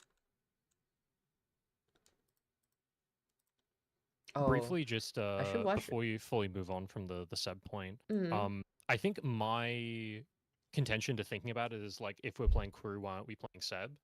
Yeah. Is like, like the idea is another card in the deck, and changing the entire faction does a lot. And so if you're looking at the deck as like, why are we putting Cruz and Vic? The idea of where else could our influence go, and what else could our game plan be, and how is he dealing with ice, and like what is the full assemblage that we're doing? Yeah. The reason that it's not in Seb is because if you look at all of the pieces that you can put together, Criminal has a coherent basic game plan that works, but it has a problem with getting through specific pieces of ice. Mm-hmm. And so if you're trying to find a solution to that ice, you can play like Poison Vial, you can play Boomerang, you can play a bunch of different stuff. But Crew is another angle for them. There's also other things like it helps with ganked. You can land the compromat for Bad Pub, which also means it's better into assets than some other Crim decks. Mm-hmm. It's like there's a lot of different reasons why you put the Crews in a criminal deck. Vic just happens to be able to mitigate the tags in a way that makes the tag less of a downside, because otherwise it's extremely click intensive and financially intensive to use the crew. Yeah, exactly. I'm trying to look for Thanks, games. It's really hard to compare IDs that are in different factions because like, the opportunity cost is build an entirely different deck. Yeah, I think you generally compare decks, right? Like, why are we playing Vic over Seb? And that's a valid question. Or sorry, why are we playing the Vic deck over the Seb deck, right? And that's a valid question, and there's plenty of nuanced answers to that. I am trying to find a game where I lose with an interesting matchup, but it's all just new egg. Any games that she's lost. There's a lot of games where I lose. She's just struggling to fucking washed. But like it's all like fucking Wayland. Why do y'all only play Wayland? Why scrub the Wayland fucking team? Surely there's gotta be a melee ace in here somewhere. Oh hey, that's me. Wait, what? Wait, what? I mainly play melee ace. Yeah. But I don't think we played or something. So you're not Matuz Zach, are you? Is that what you're talking about? I think there's confusion because somebody said surely there's got to be a melee ace. I think some people interpreted that as a melee ace in your game log history, and others interpreted it as a melee ace player in Scrubs. Let's see. Lucy Hot versus Provdivos. I think this was Flood Prov. Wayland. Thunderbolts. Yeah, let's see the Flood Prov. You want to see that? Yeah. I want to find a normal matchup. Go through all of the different matchups that Leah had with our decks that are tagged like dog shit do not play. Dog shit do not play.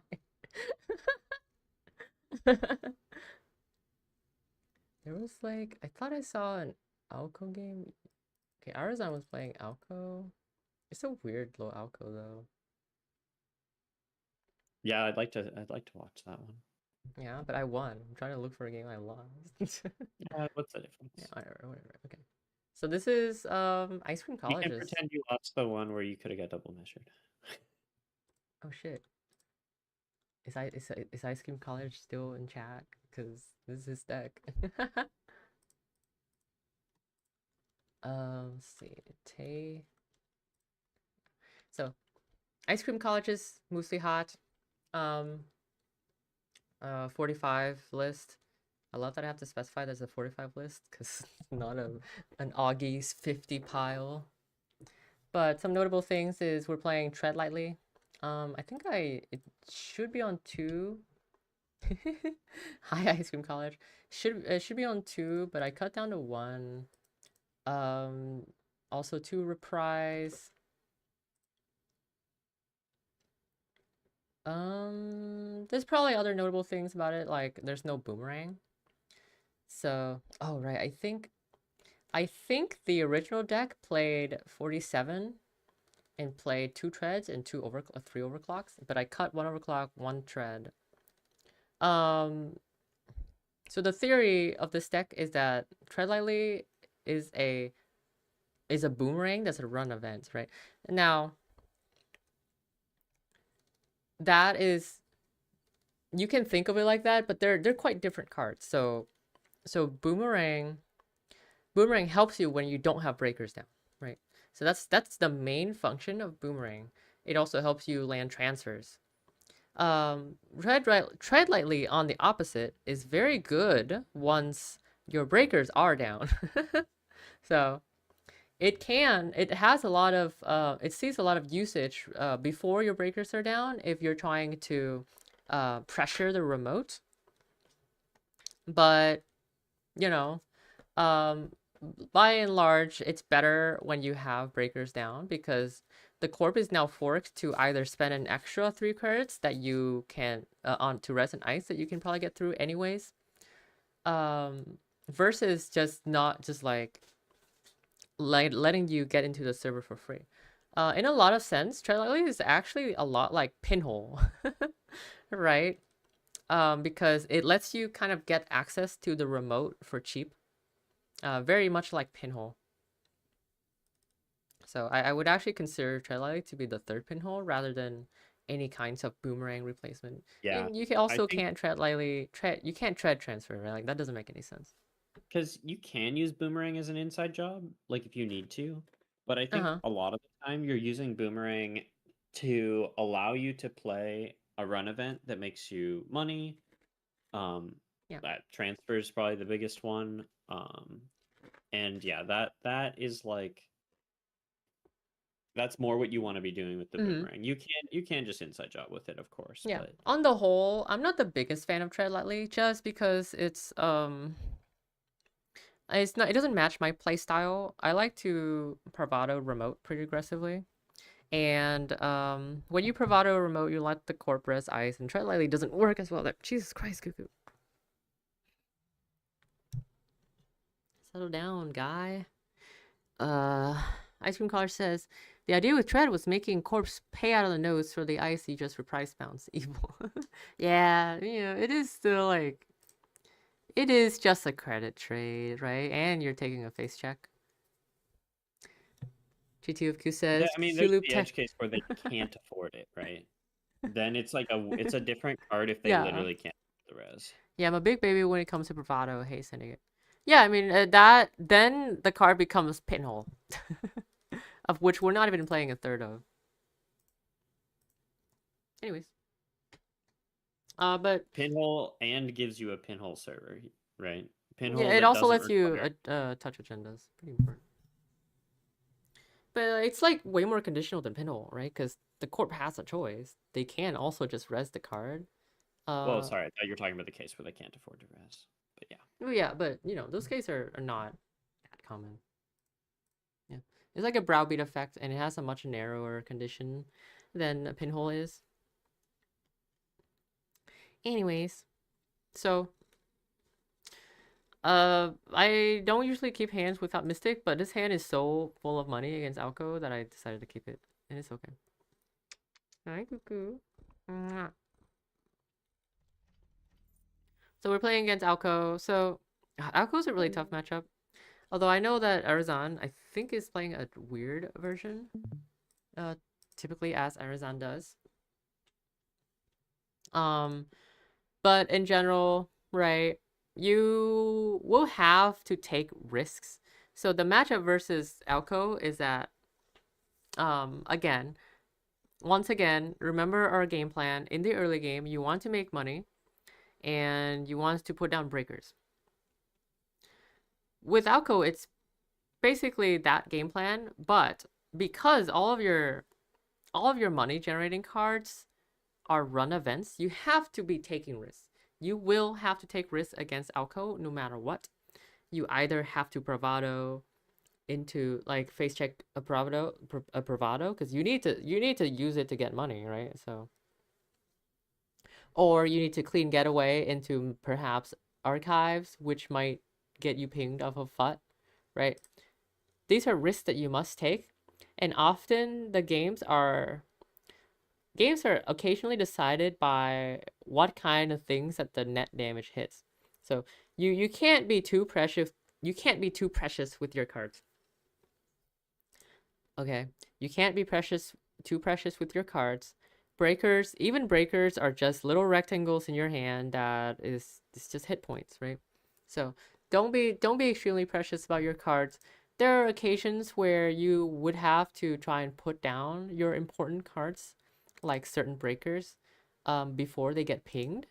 But by and large, you want to be playing for tempo and you want to be greedy with money. All right, so let's see that.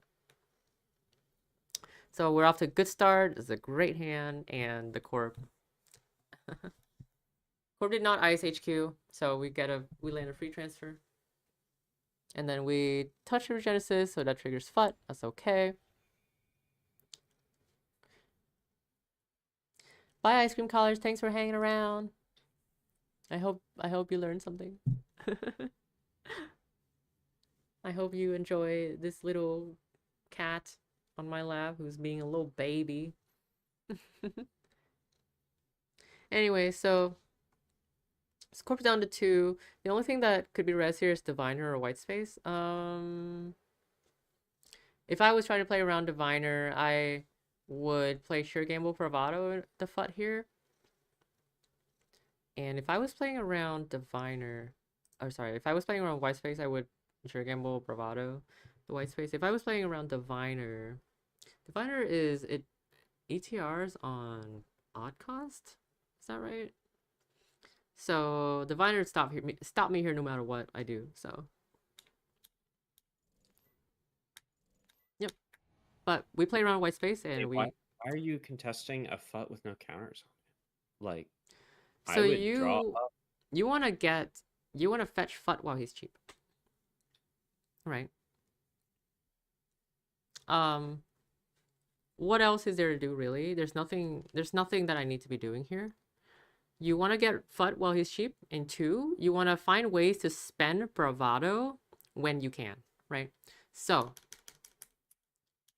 this is a great place to spend Bravado because you can't die to Anemone here. You can't die to Anemone, right? So the only thing is White Space, which is fine because we're forcing Arizon to res a White Space, right? So he will have to bottom out if he wants to res his White Space. The Diviner would punish us here, but it's fine.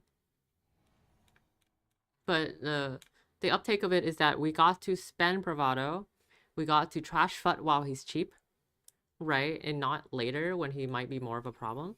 Even though yes, he doesn't have any counters on him, and he's not currently threatening. But we'll have to go fetch him later. So we get to do a couple things here at once, right?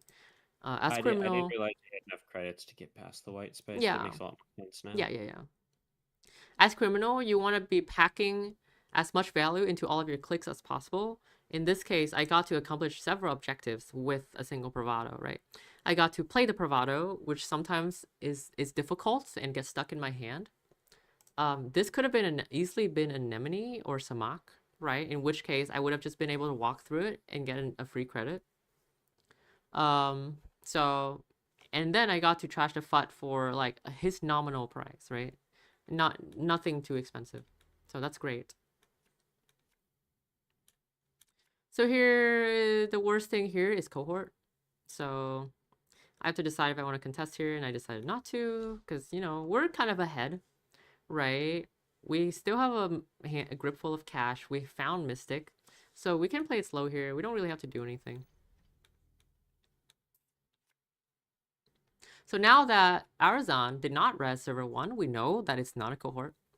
For sure. We know for certain that it's not a cohort because if it was, he would have resed it, right? When you're playing against Alco, try and think about what the Corp has in their servers. So, and try and eliminate cards, right? So if it was a cohort, definitely would have resed it. It could have been FUT. He probably wouldn't have resed it if it was FUT, so it could have been FUT. So it's either Agenda, Moonpool, Reaper Functions, Spin Doctor, which, I mean, he'd res another Spin Doctor, but it could still be a Spin Doctor. But either way, or what it couldn't have been was a Bladderwort, because if it was a Bladderwort, he would have resed it. So we know that it's not a cohort, and we know it's not a Bladderwort. And those two are really the only things that we care about. Everything else, who the fuck cares, right? So we can just leave it in here for the rest of the game. We don't really have to worry about it. Yep, just continuing to build our board and make money. We could have contested server 3 here, but I figured if it was a cohort, you know, like we'll fetch it next turn. It's okay.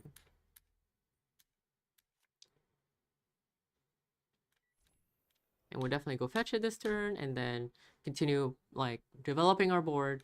It's important to just continue to develop our board as much as you can. So let's talk about breakers really quick against Alco. Let's talk about breakers. So historically, so let's rank the breakers in order of importance. Let's say you found a mutual favor and you're going to play it. Which breakers do you get first, right? So in order of importance, Kurupira is the most important. It gets you through Samak, gets you through Tatubola if they play it. It gets you to Botu if they play it. Kurupira is the most important. If you have Shibboleth, it could also be as important because Shibboleth is cheaper than Kurupira, so it's easier to put down. It also breaks white space. In this board state, Shibboleth would be really good because it breaks white space. Shibboleth in general is just pretty good against Alco unless they're playing Scatterfield. It depends on what you read the Alco to be. So Shibboleth is pretty good also. Sand Cancel is probably the second best. In this case, Sand Cancel might be better, might be a higher priority than Kurupira because we've shown a white space, right? But least important are actually killers, which is really counterintuitive against Alco. Or at least this used to be the case, so killers are the least important against Alco because you don't need to break Anemone, right? You're gonna face check Anemone, most of it is on res.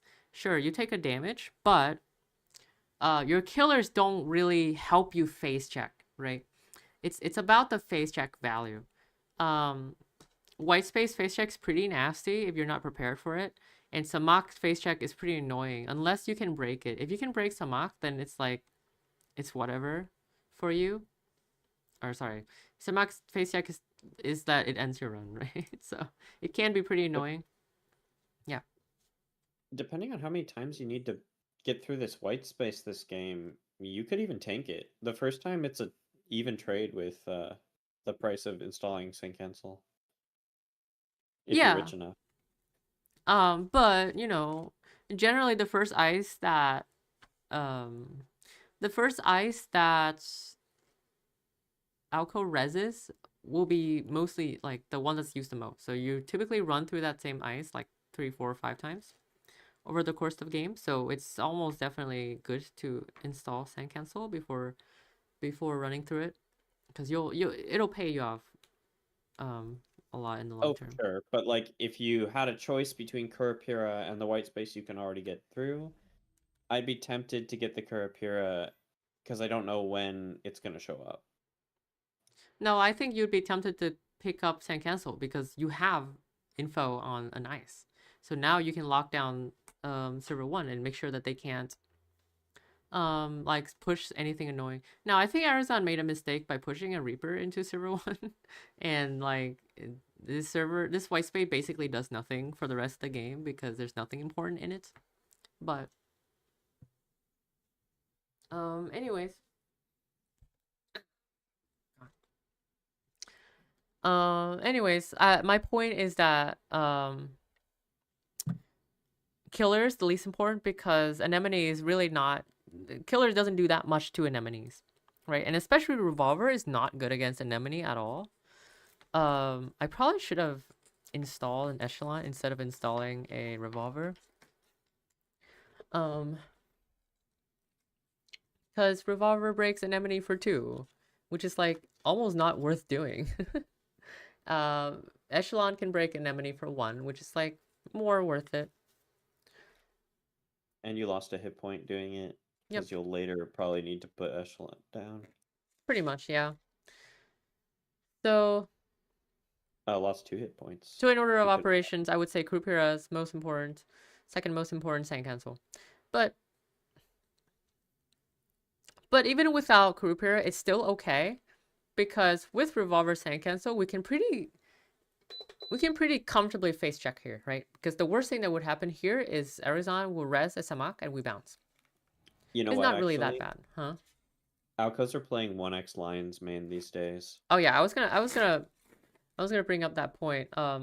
Yeah. So previously you were able to safely face check without killers, but now that they've been playing Lions main, right? Revolver is more important now, because Lion mains can blow you out, and it's kind of scary. I think there's an argument for Alco to play more than one Lions main, because it's actually really good against runners who are like me, who are still face checking Alco without a killer. And especially like they tend to do it without Revolver, right? Because Revolver is not that good against Anemone. So there's a bit of a meta hole for Lions main here. So consider that. I mean, in fact, I did lose a game in Showdown because I face checked a Lions main. So that's totally within the realm of possibilities. Anyways, let's continue.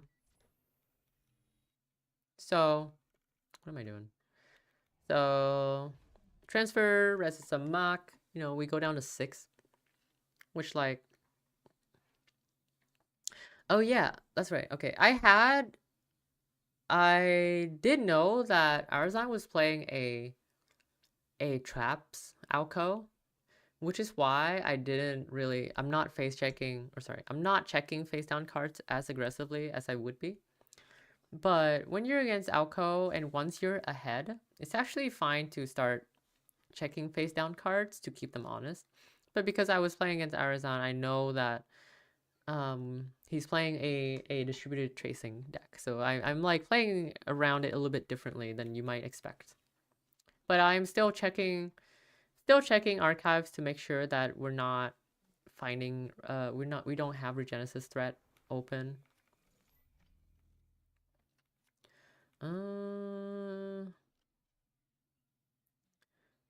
Anything else to talk about? And it's just now, like, I feel pretty favored. My breakers are down. I just need to find Kurupir now, right? In order to transfer through the Samak. And that's the last thing. And I can play Class Act here. Honestly, I could have Class Act clicked for 3 here. Or I could have Class Act clicked to draw. And I probably should have done that, because I think I played Class Act anyways. Yeah. We bottomed out slightly here, but we have 3 credits on Mystic the next turn, so it's not really that bad. We drew really... That was a dog shit draw, though. We're in a bit of a trouble. Doing this kind of play can kind of put you in a bad draw sequence. And you have to kind of get a sense for... because my early game was full of money, right? So I have played 2 getaways, 3 Shuriambo, 1 Bravados. Because my early game was full of money, it's way more likely that I would get into this kind of draw sequence, right? So this is something that you want to be a little bit careful about, right? So Mystic's about to get angry at me. I want to think about what draws I have in my deck that would get me out of it. So 1 clean getaways, 2 Bravados, 3 Carpes would get me out of it pretty succinctly, and maybe an overclock or 2. So 3 overclocks would help me here as well. Reprise doesn't do anything, but I can spend Mystic still by playing Pinhole. I also can just let a card get trashed from my hand. It's not really that big of a deal. But this is the kind of hand where I would probably be overdrawing and pitching some cards. So some good targets to pitch here is probably pitching Direct Access is a good pitch. I would also probably be pitching Echelon. It's very unlikely that I'll need more than 6 bullets on Revolver, so pitching Echelon is okay. I could also be I should be pitching Reprise here. I have 2 of it. I probably only need 1 at most. Reprise not that good against Alco anyways, so it's fine to pitch. If you're not going to make Mystic happy, though, you're going to have to discard down and then lose a Mystic card. Maybe you can transfer and just take free net. Yeah, J2FQ in chat has mentioned that we can transfer and take 3 net here, which is good, because our hand is dog shit, right? I think the only thing that we're worried about losing here is actually just Kurupira, so we can install Kurupira, transfer, and take 3 net here. And because we have so many cards in hand, that's a fine play to do. And honestly, I should have done that. Instead, I did this, hoping that this is a anemone. I think this was a bit of a tilt play. I should have just transferred HQ. I remember being in this spot and thinking immediately after that I should have just transferred HQ, because this is kind of the same outcome, right? Yeah, they don't even get the outcode counter. Yeah, I ended up taking 3 net damage anyways, losing my Kurupira, which kind of sucks. And then hitting an Urtica, because, you know. And then not even able to, like, I was not even able to use overclock crits here. I think a better line for this turn would have been just transfer, take 3, and maybe pinhole Silver 6 if I was worried about it. I think I was also maybe trying to play around with Genesis here. But we drew into Carpe, so we're pretty happy now. We're pretty okay. We just need to go find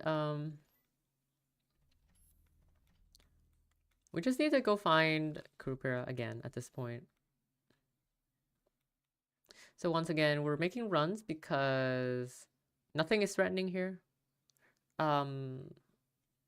We can deal with Anemone, we can deal with White Space. So the only thing that would stop us is Samak, which we're pretty happy to see rezzed. And we're making an R&D dig here for Hermes, so that we can safely deal with this card here. We can just bounce it if we would like, or if we find agenda, we can reprise Samak and then touch Silver 6. We can alternatively reprise HQ Samak and then playing transfer, letting our twinning gets trashed, which is not the worst thing in the world. So the next question is, are we trashing anything? Decided to trash Reaper. I don't remember why. I think against Arazan's deck, I was trying to trash stuff when I can, because otherwise, you know, if it's on the board, it might be a trap. So trash stuff while I know about it. Definitely trash the cohort. That's a really good trash. Yeah, and then I decided to bounce Archives Ice. I think I remember these turns being a little bit suspicious here. So I think my game plan here was I reprised the Samak and then touch Server 6, but then I realized, what if it's an Urtica Cypher? I could die to Reaper function. Right? So I decided that I would bounce Hermes, play reprise, and then... Oh yeah, I still ran Server 6. I was like, was I running the Archives?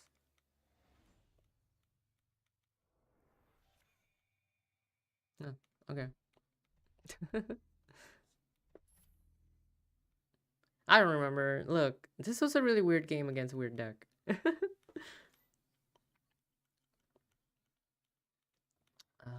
What was I doing? So I mean, still, right? Like I have my stuff down. At this point, all I really need to do is like maybe just lock R&D and maybe sweep HQ when I find my Kurupira. I think I just bounced off of this Samak. Oh no, I misclicked. Yeah, I ran R&D because there's no reason to run the Samak there. Broke the white space. C2, lock R&D a little bit. Run Archives. It's Fuji. Yeah, that's right. I didn't know it at the time, but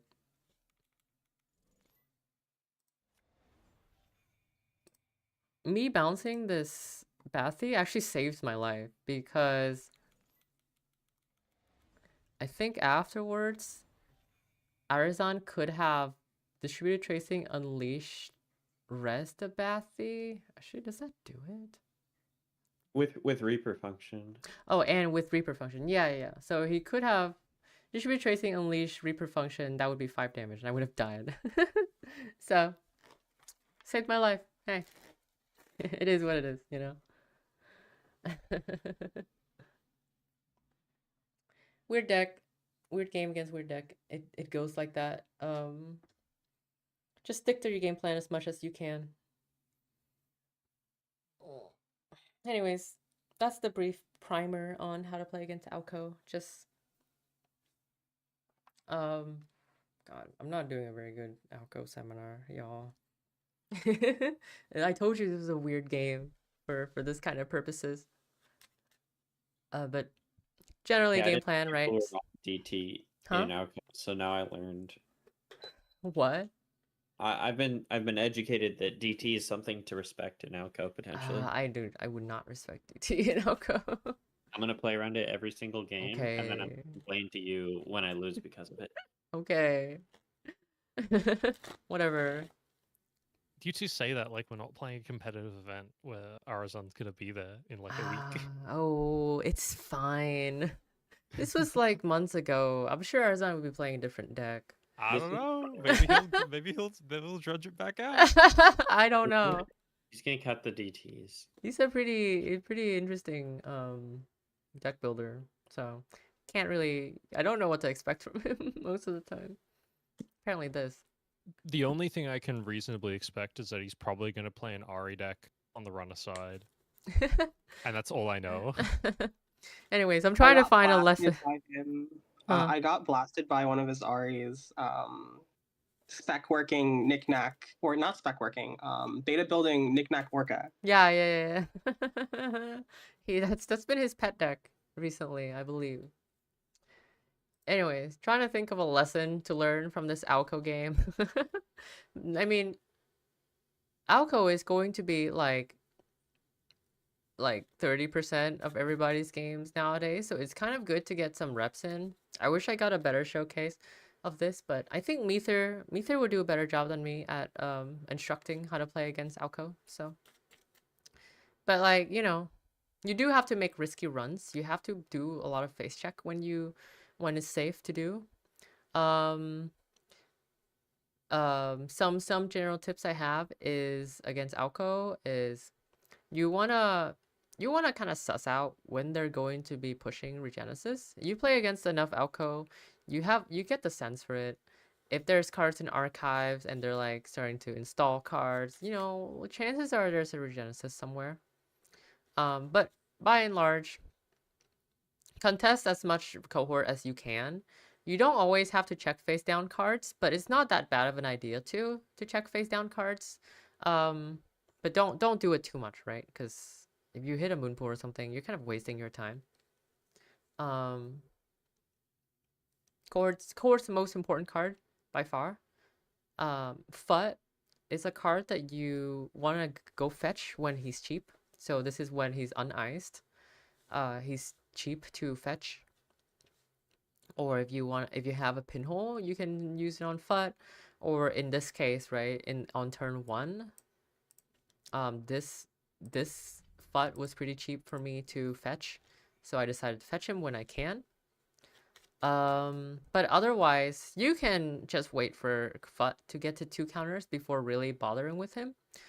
Fut on 1 counter is not really that threatening. Corp generally doesn't even bother spending down Fut counters or like trying to score off of a 1-countered Fut. So you don't really have to contest him when he's on 1 counter. But on 2 counters, yeah, you want to start thinking about contesting him. But yeah, just like overall, contest when you can in the early game, but try to make money. Try to keep your money up. And try to use that money to put down breakers when you can. Putting down breakers against Alco is like eating your vegetables.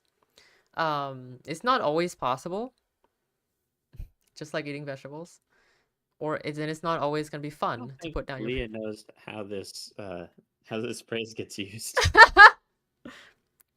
It's not always fun to Like eating put down vegetables. breakers. It's not always possible. The I don't know. I'm allergic to some vegetables. You just don't like I vegetables. don't like vegetables. Have you ever make you had one of allergic. those days where you haven't gone out for groceries in a while and you look at your cabinet and all you have is just like bread and then a number of different things you can put on bread and that's the It's all only butter, food right? that you have? Oh. There you go. Sometimes you can't eat your vegetable. Possible. Who joined? Who joined? Leah, it's all butter. It's all butter. Oops. I Leah ate all just butter. making buttered bread for every meal. Yeah. And yeah. Anyways. Girl dinner mixing. Where was I? Yeah, so put down breakers when you can. It's not always going to be fun, but a board state where Moosey Hat has breakers down and a bunch of drip out is an extremely game-winning board state for Moosey Hat. So you want to try and reach that board state when you can, huh? I think the biggest thing that I have been thinking about playing Alco lately is start looking at my cards as hit points earlier than I normally would against Jinteki, because like if you don't do that, you're gonna get to like 3 cards left in deck and get bled out by some chip damage that isn't breakable, like an enemy's or maybe some putt damage. That's kind of Yeah, miserable. maybe. I think that's pretty rare though. I think it's fairly rare that you end up approaching the last of your decks.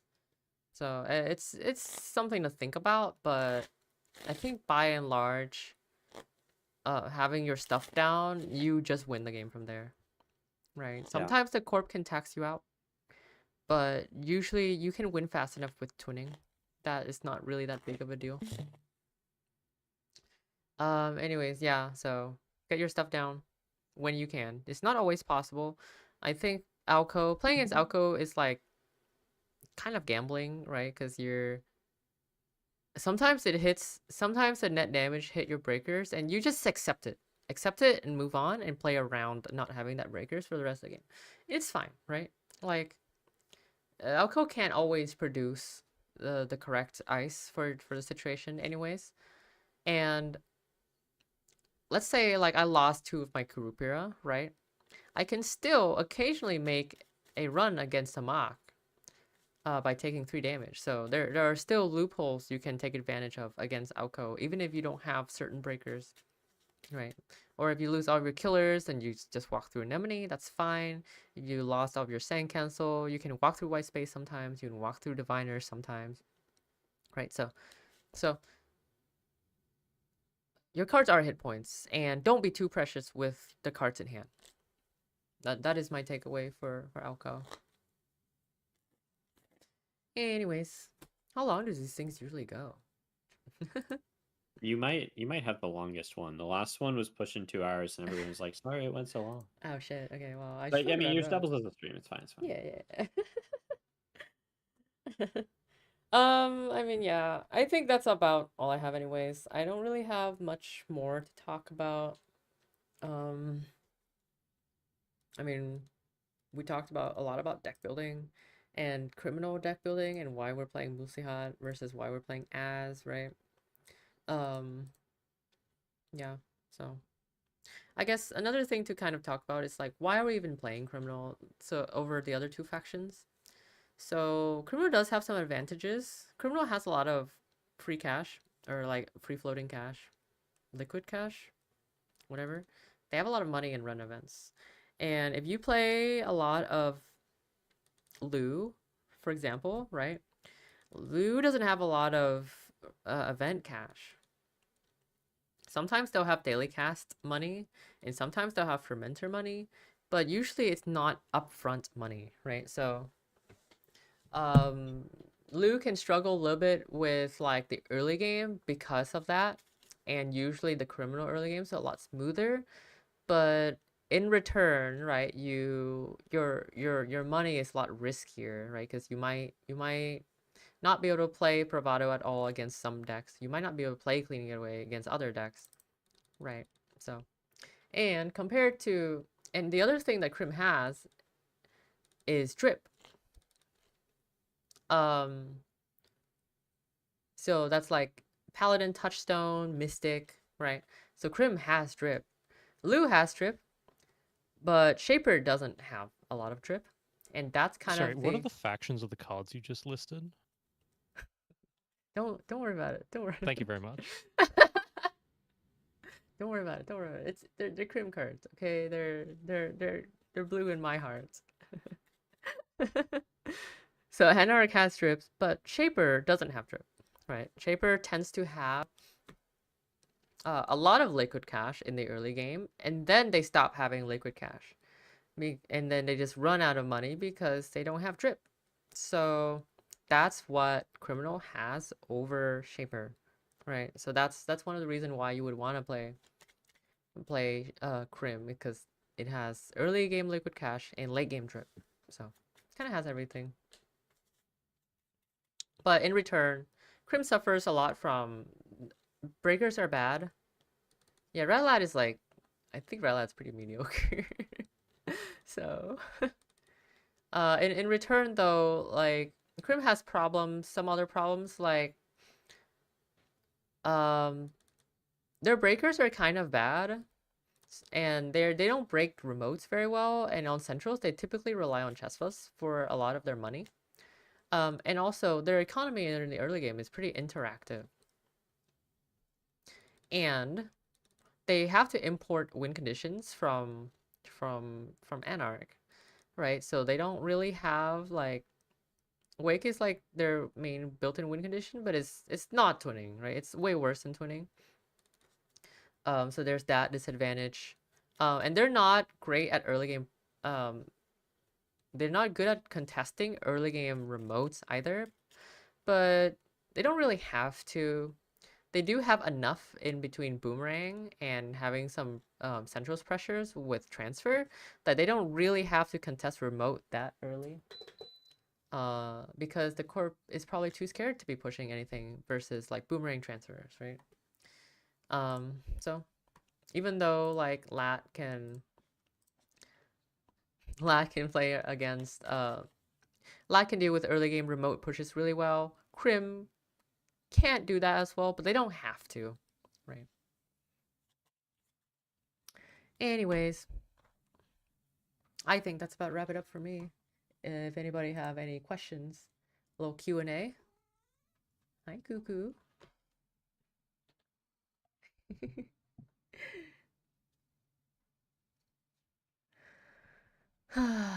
Overall, I think Crim is like a bit behind in the meta right now. They definitely have things that they can do, but I think they feel a little bit lacking and inconsistent. I think inconsistency is the most like important part right now. Crim feels a little bit inconsistent against versus other factions. Lu can really consistently get down twinning and stuff and like their drip out pretty early. But Crim has some occasionally have a bit of a draw order issues. Like Musehat, we've talked a lot about how inconsistent she is. But even Az has some inconsistency, right? Az doesn't have a lot of influence to spend, so he ends up playing only one companion and only one twinning. So you can find in some games your paladin pretty late when he no longer matters, and sometimes twinning comes out way too late against some matchups. So bit inconsistent, but it's always been Criminal, right? Nothing new there.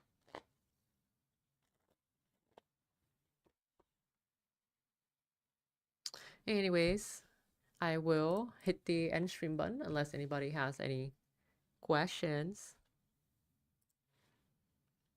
Going once, going twice. I'm gonna hit